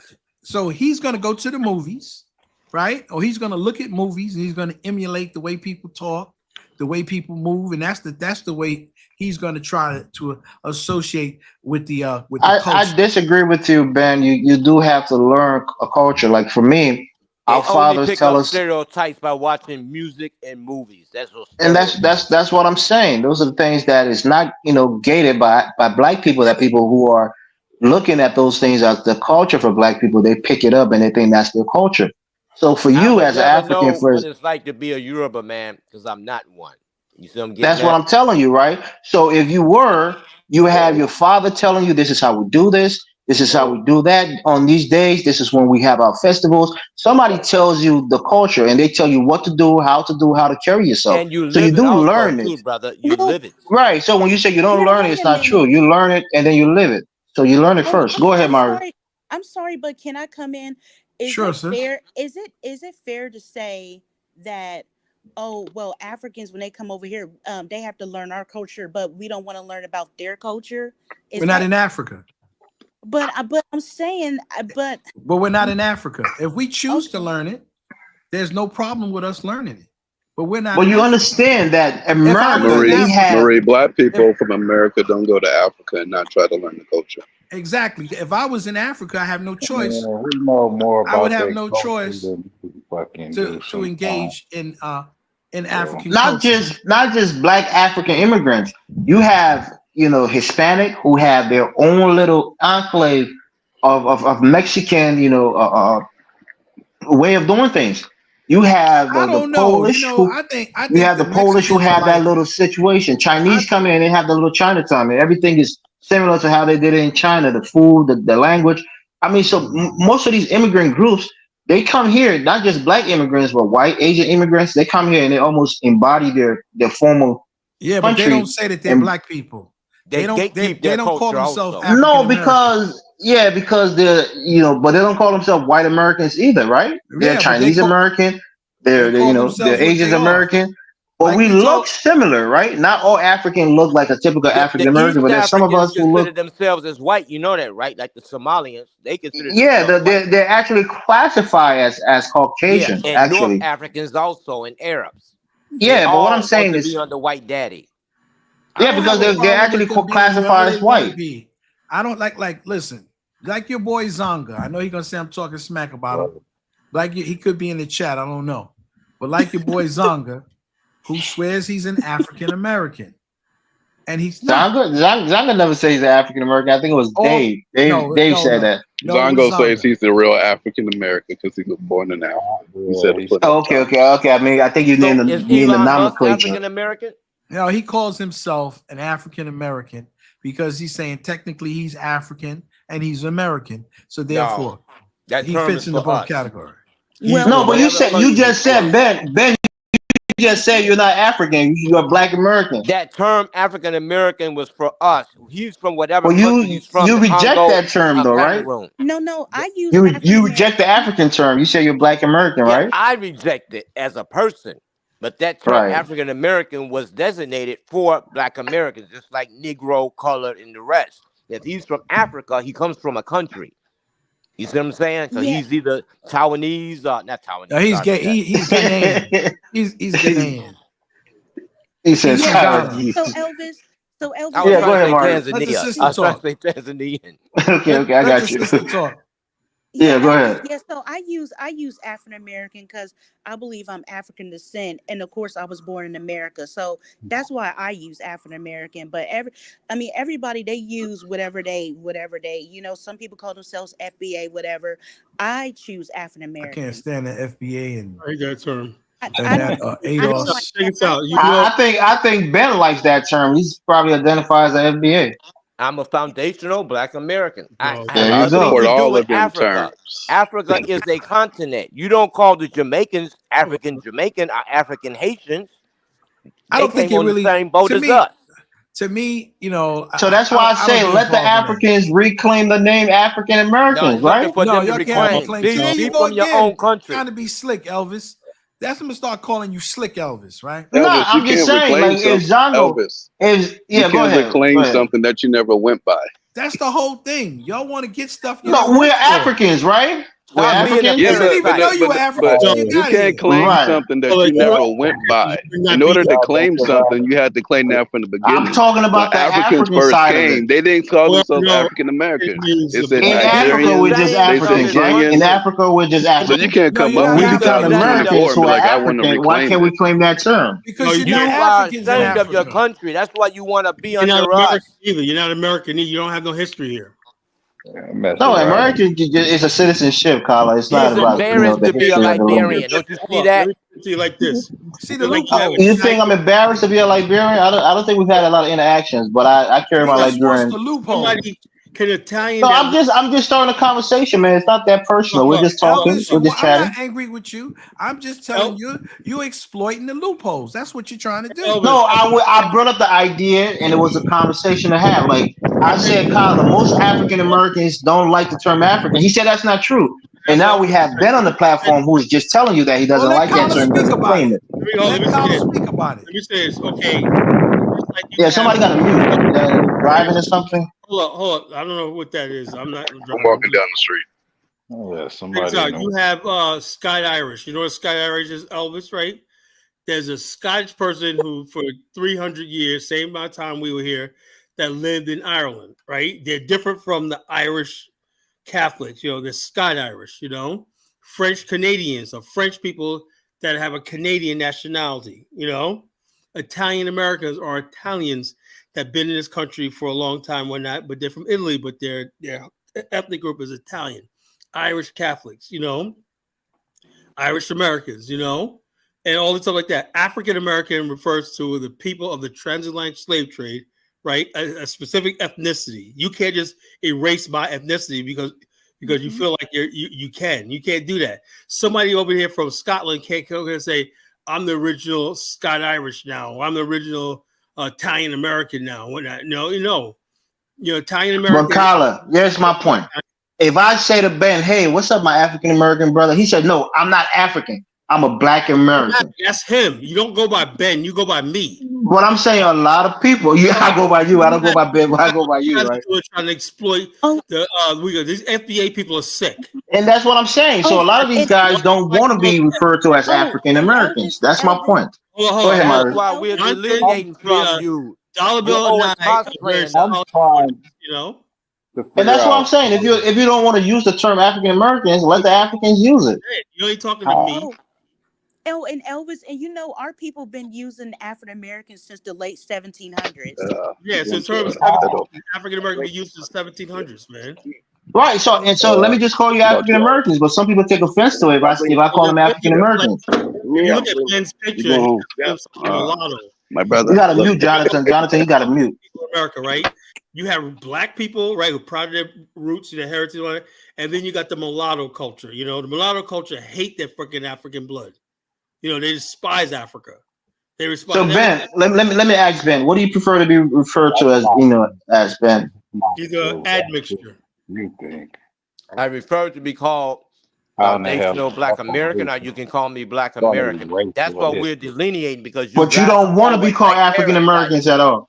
You're like You personally don't want to be referred to as an African American, right? No, you need to be referred to whatever country you come from. Stop being No, I'm asking you. You don't want to be referred to as an African American in Africa. You're Nigerian. Elvis, stop trying to trigger Ben off. You No, I just want to ask him. It's not a trick question. He says I think he wants to be referred to as an FBA or Black American. I think he made it perfectly clear, okay, how he feels about the position. Stop trying to trigger him off, Elvis. Now you can't trigger me. He ain't that smart. Right. I was just asking the guy a question, Dollar Bill. I'm not trying to trigger him. I just want to know, because me and Kyla had this conversation a couple of nights ago, and he said he's never heard anybody say that they don't like to be referred to as African Americans. African American, and we have a case in point right here. That's why I'm trying to. The only place I hear that is on these goofy ass internet sites. You know, I don't see this in real life. You know? We're seeing it right now. We're seeing it right now. Life while y'all motherfuckers playing. That's why. Hey, Carter, you heard Ann Coulter. Yeah, who cares about why are you talking about Ann Coulter? Why can't with that dry ass white? Kyla, are you saying this guy is a mixed race, Ben? Well, Ben, no, I'm brown, brother. Ben Both of my parents are black. Want to be mulatto and whatnot? No, brother. That blood, African blood. You call him an African in his face, he'll kill you. We have admixture in us. Yeah, okay? I don't care about no damn admixture. You know, I don't care. What does the admixture do for you? You know, I didn't say it did nothing. It is what it is, Carla. We have all shades in our family. I don't tell nobody I got admixture in me. You know, I don't self-hate. How's it self-hate if I have a daughter who's a red bone and another daughter who's dark skinned? Both my daughters. It's a red bone. This is why Black America is not going any place. Yeah, I think the problem that we've kind of infected the world, the black world, with these stereotypes of hair color, of hair and skin color. Nah, brother, go to the DR. And we're not angry with you. We're not angry with you about that. I said we affected the world. Ben's a victim because everyone's been looking at us. If you look at the old 1950s and the 1960s, okay, how we identified women of color as beautiful. They were always light skinned and straight hair, and so dark skinned women like this other sister on the panel, all right, she'd have had a hard time because she had to deal with her self-esteem, right? Because everybody didn't look at her. Who are you talking about? The sister, the beautiful sister. You mean Frenchie? What makes you think she had a hard time? I said Maury. I didn't say Frenchie. Maury? She said she had a hard time. I know because of her dark skin. No, don't say that. I mean, just by implying that. You don't know our. What do you mean? There are men who prefer black women. What makes you think she had a hard time? See, this is the problem that you think. You think you got like an Evelyn Wood Scottish thing on would her have history. had a hard time. You know, actually, What you said, right? You said she would have, not that she exactly. Go ahead, sis. Whoever said that, I actually and what he's saying is true. In school for my skin color and stuff like that. But the crazy thing is, I don't have like kinky hair. I have 3B, 3C hair, 4A hair. You go, girl. But I just got picked on for my skin color, so he is right. He is right about that. Thank you, because Elvis think because he came here as junior high, he think he's got his PhD in African American. This Black American thing goes deep, Elvis. You don't know enough about it. No, I'm saying you think that black, dark skinned women have a hard time. Yeah, you don't know our culture, brother. That's why you need to stay out of it. You don't know the Inuit, the nuances of our culture. It's true. Go ahead, Frenchie. What's on your mind? Frenchie's my sister. What's on your mind? Where Yeah. do I Oh, here we start? go. Here we go. Here we go, man. Are you still mad at me? No. No, I'm no longer mad at you, Kala, don't worry. Bad caller, bad caller, bad call. No, you're forgiven. But I'm just Yeah. confused because this conversation is supposed to be about reparations. However, we're talking about Africans, Black American women, things that aren't constructive or add to the Well, I know that, conversation but the at thing is, all. this reparation stuff derails because let me say this first. Let me say this. This is my personal opinion, right? There are people that I know, right? If we were to say, like, they found out LL Cool J's family was free blacks back in the days. Personal Half my opinion. family was free blacks. Some of them were maroons, and some of them came from the field. I could just basically go down south right now. And I could tell you which side of my family came from the fields because they're still out there on the fields right now. You know, I could tell which ones were maroons or Creoles. I could tell which ones lived in the city or Creoles and whatnot. And the maroon, but the maroons in my family went to New York. The Creole people still occupy status in Elizabeth City, North Carolina. You know, the black people who my ancestors who were slaves, they still live out in the country in Weeksville.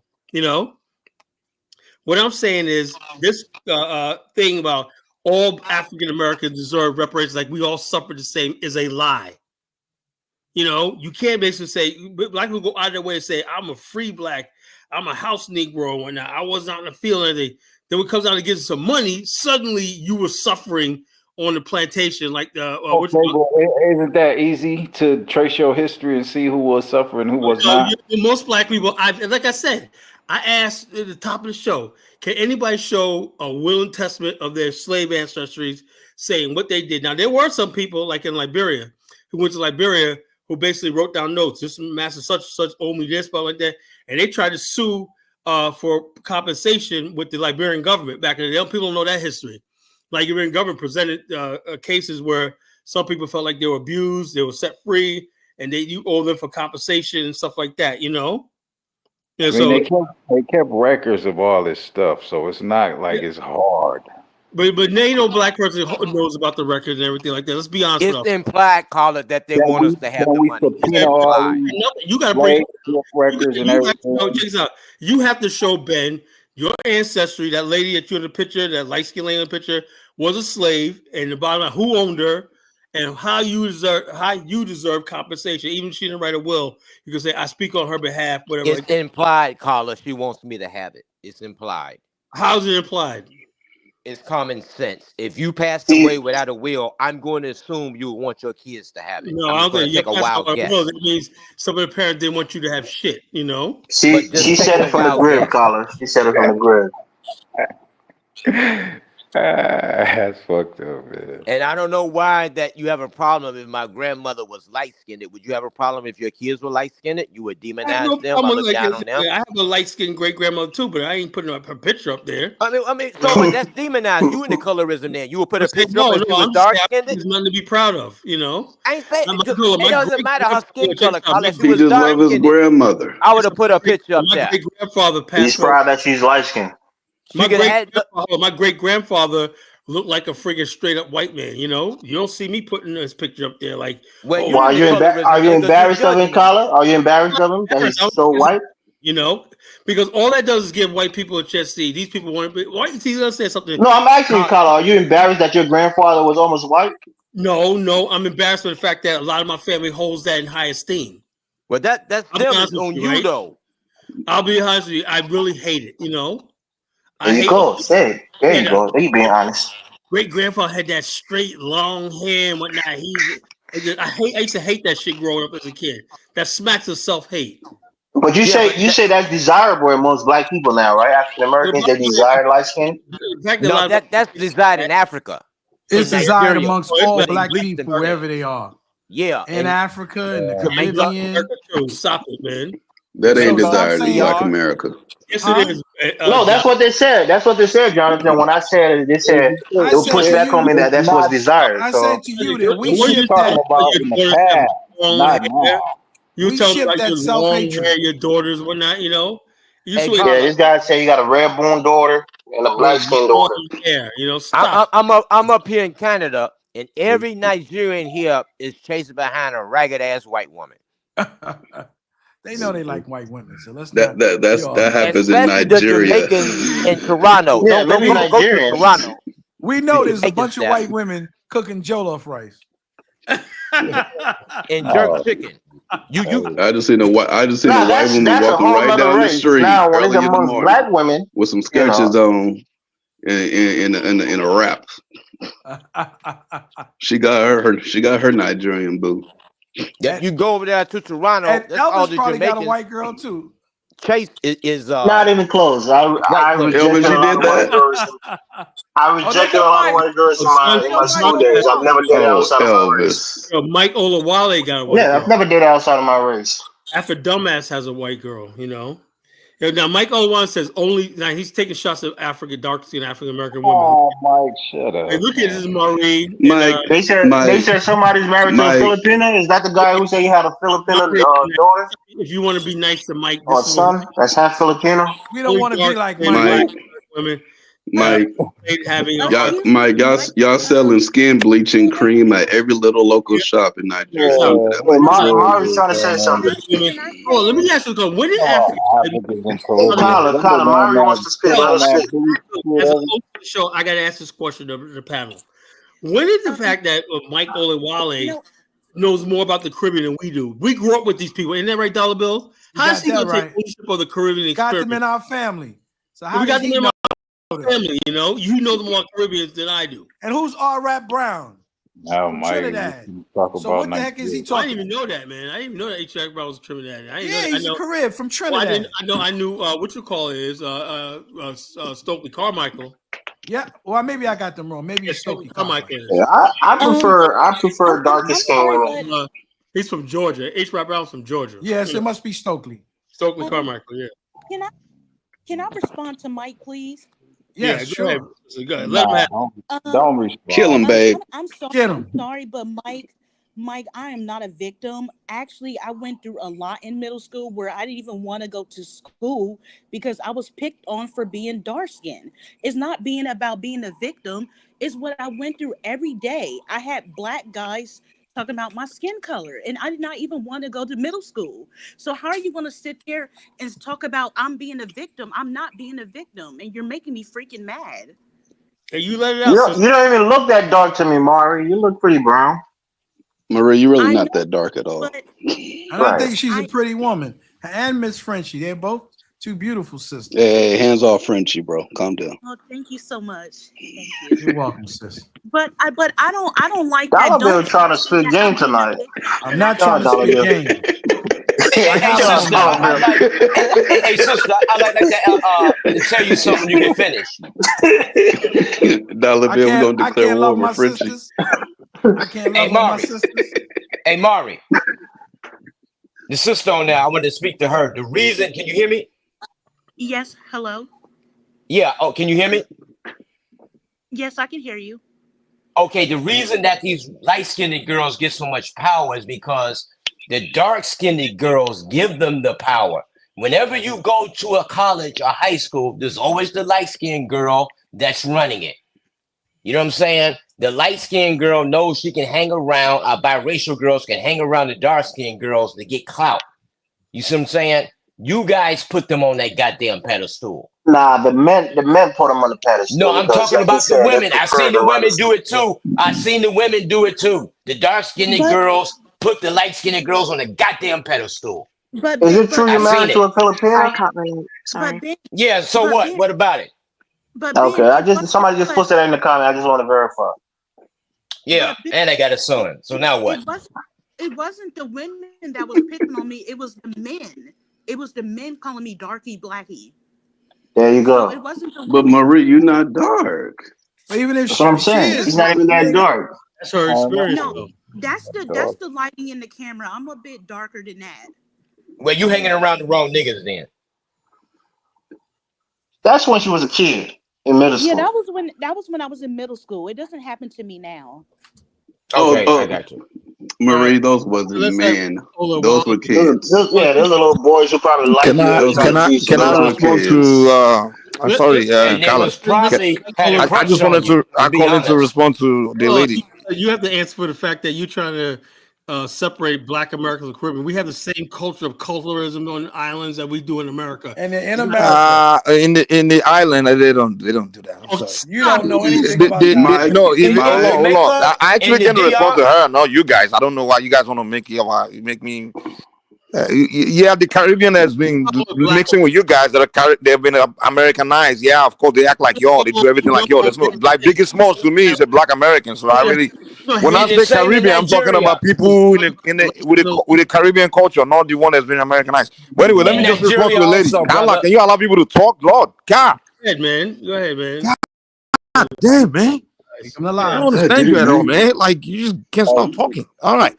So to the lady, I wasn't directing directing a comment directly at you. I'm just speaking in general, and secondly, I didn't say they don't pick on you. Some individuals don't crack jokes about your skin tone, whatever. I didn't say that. In that regard, yeah, I can say some people will give you a hard time. Of course, we all get our hard times and things like that. We get that, in the Western world and things. But what I'm saying is, in terms of men desire to want to date a dark-skinned woman, I don't think any dark-skinned woman that's beautiful, man, period, if you're an attractive woman, man, period, will go after you. And in fact, only a man that's impotent, because a lot of these guys are impotent, will be timid to approach a dark-skinned woman, Black American woman, or a dark-skinned woman that's beautiful. Because first of all, there's no woman that has body as sexy as a black woman of African descent. There's no man alive. So why there you is with a white woman? Hold on, let me learn, bro. There's no man alive that's not sexually attracted. So why you got a white woman? Bro, you used to me with a white woman. First of all, I'm not even going to respond because you're ignorant as that. If I get a white woman, it doesn't matter. First of all, let me finish with her. Allow me to finish with her before I get with you. Let me finish with her before I get with you. Oh yeah, get with me. I'm ready. God, this your show. It's like one thing I hear. There is no men that are disciplined here. It's like this guy was raised by a bunch of single women. That's why they can't behave like a man, dude. They have no discipline. We're just talking, bro. You didn't have your daddy teaching you how to be disciplined. That's your problem. your way onto the show. It's like someone just came in and can't even talk and finish a sentence without being chopped off. Man. There is no discipline, man. Your parents didn't teach you how to be a man. God, Lord. So the sister, what I'm saying. Carlos, go ahead and scream, bro. The scream is just getting good. What do you mean you gotta end it? In terms of good, but I'm tired, man. I've been up all freaking day. Yeah, keep it running in the background, man. But to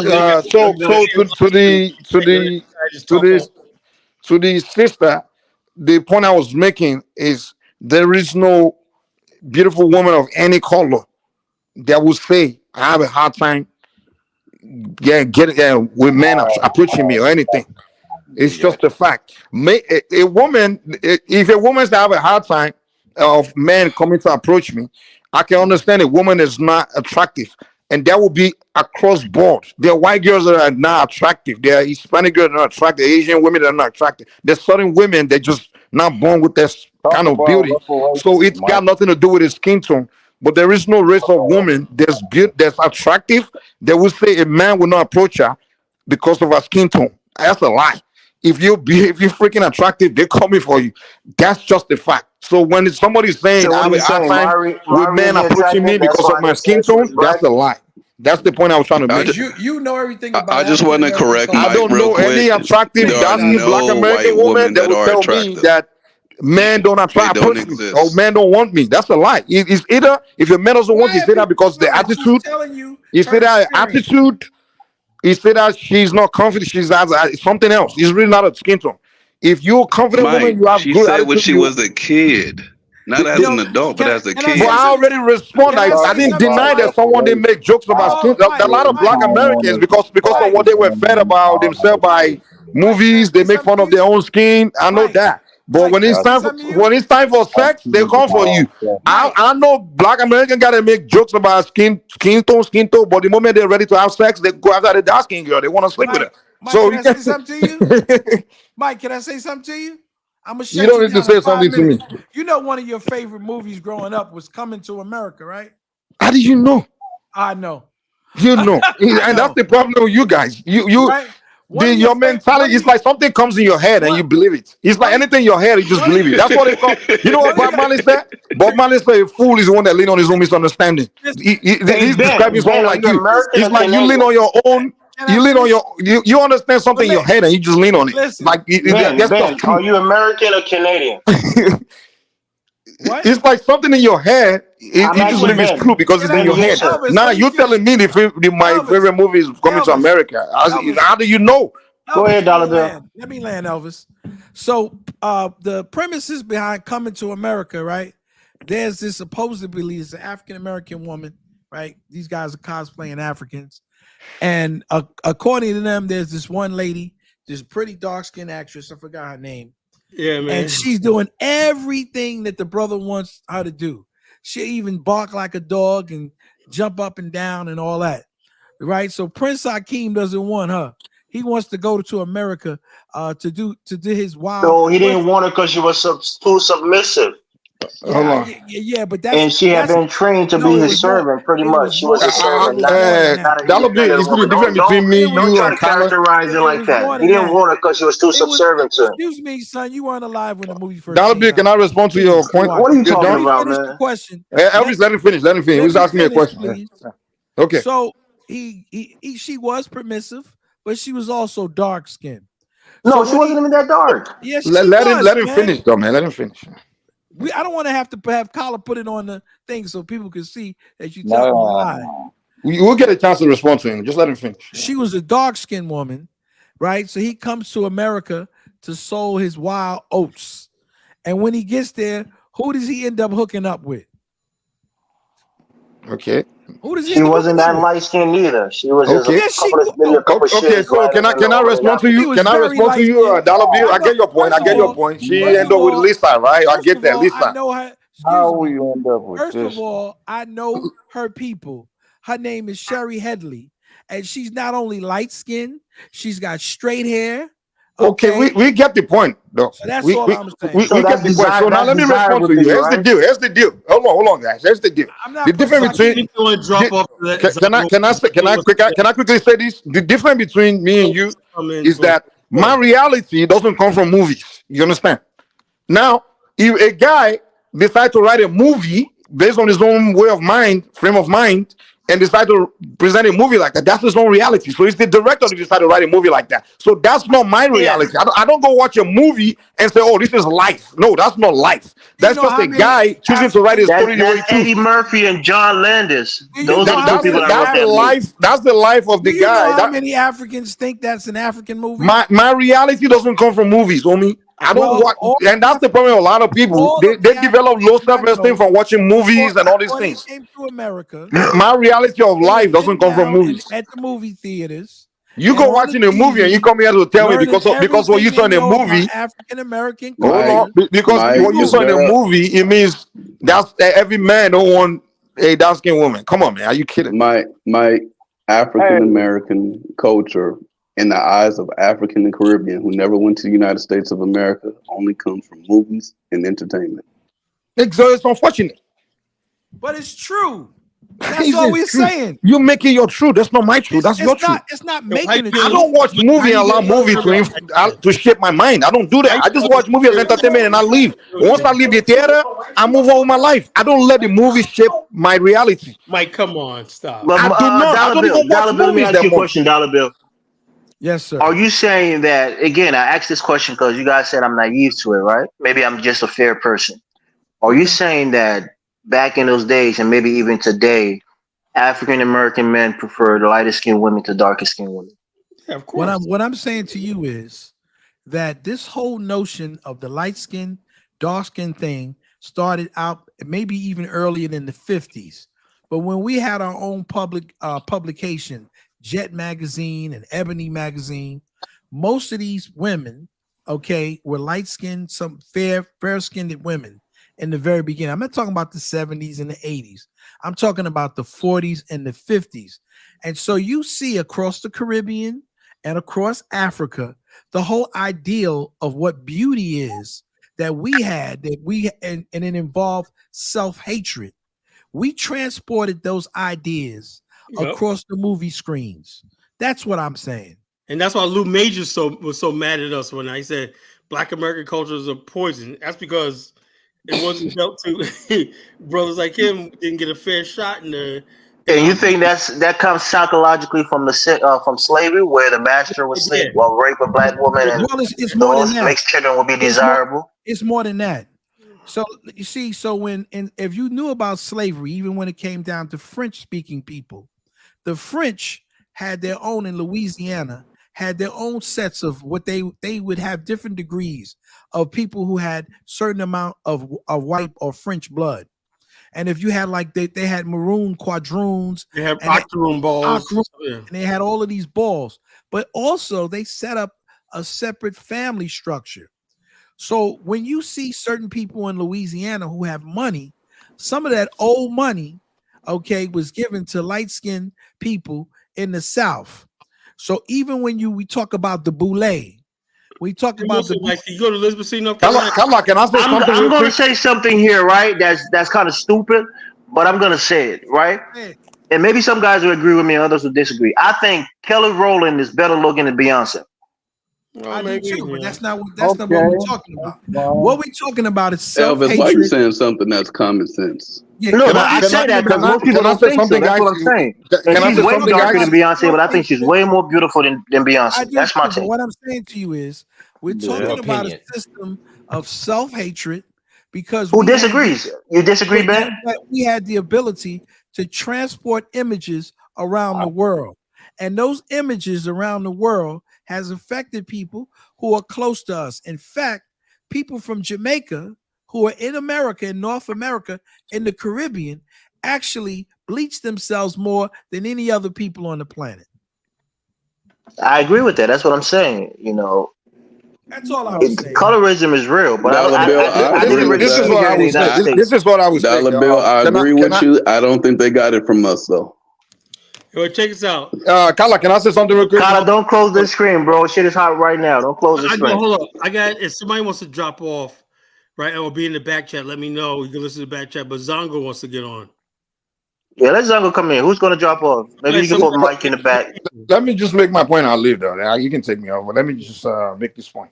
Oh, man. That's okay. Here's the deal.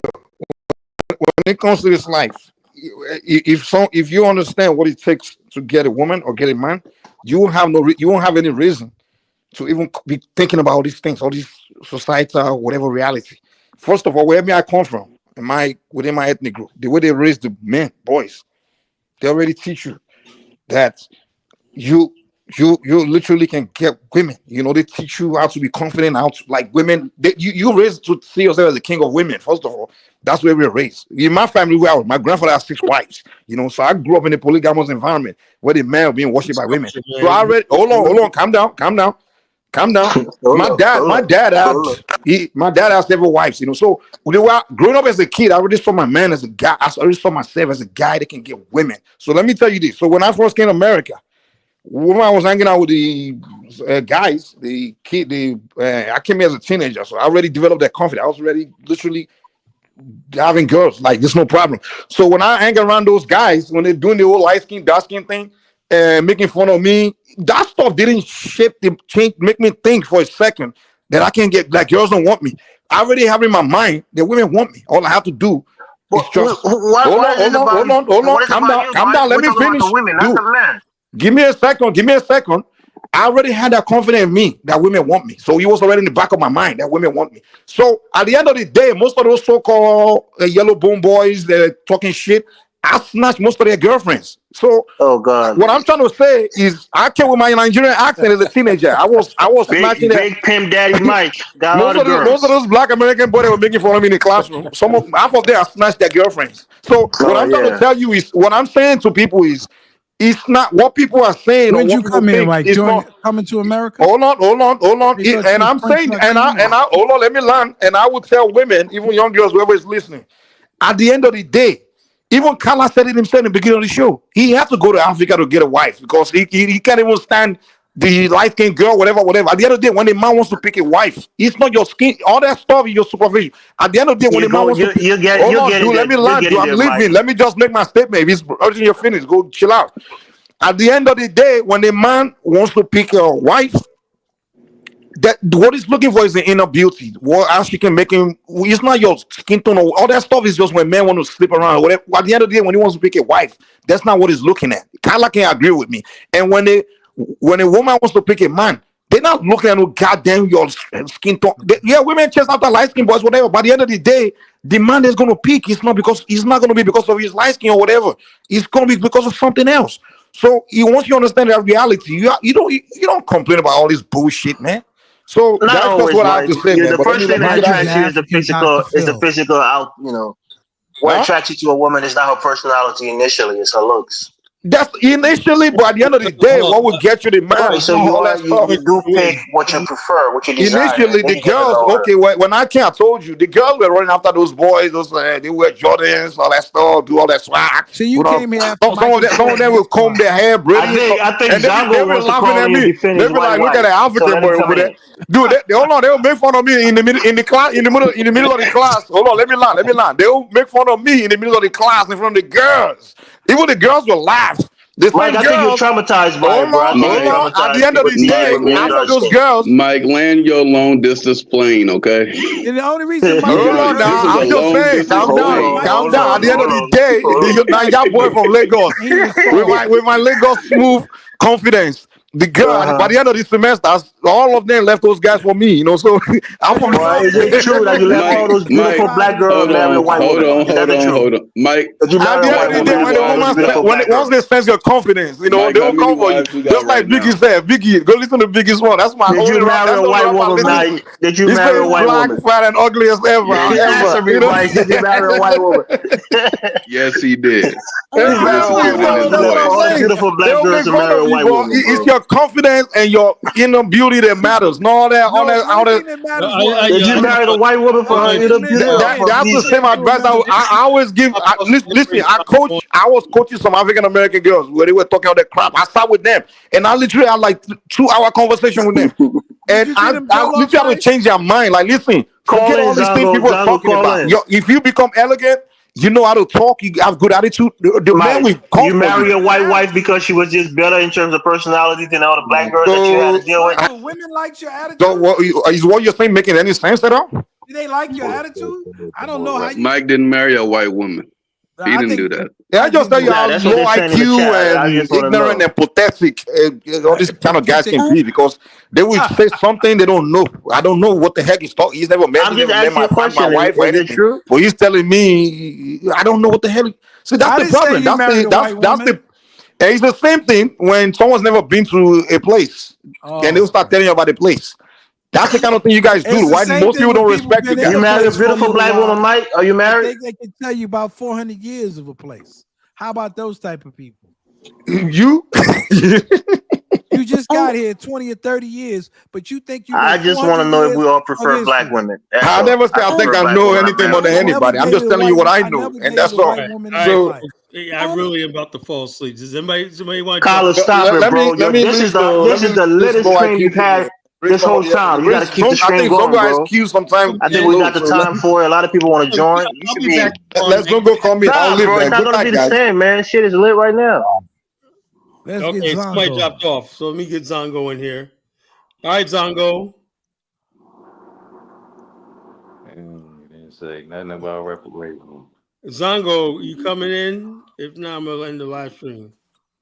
Oh, yeah, I wanted to apologize to Mike before he had got off, but hopefully he hears this. I just wanted to apologize.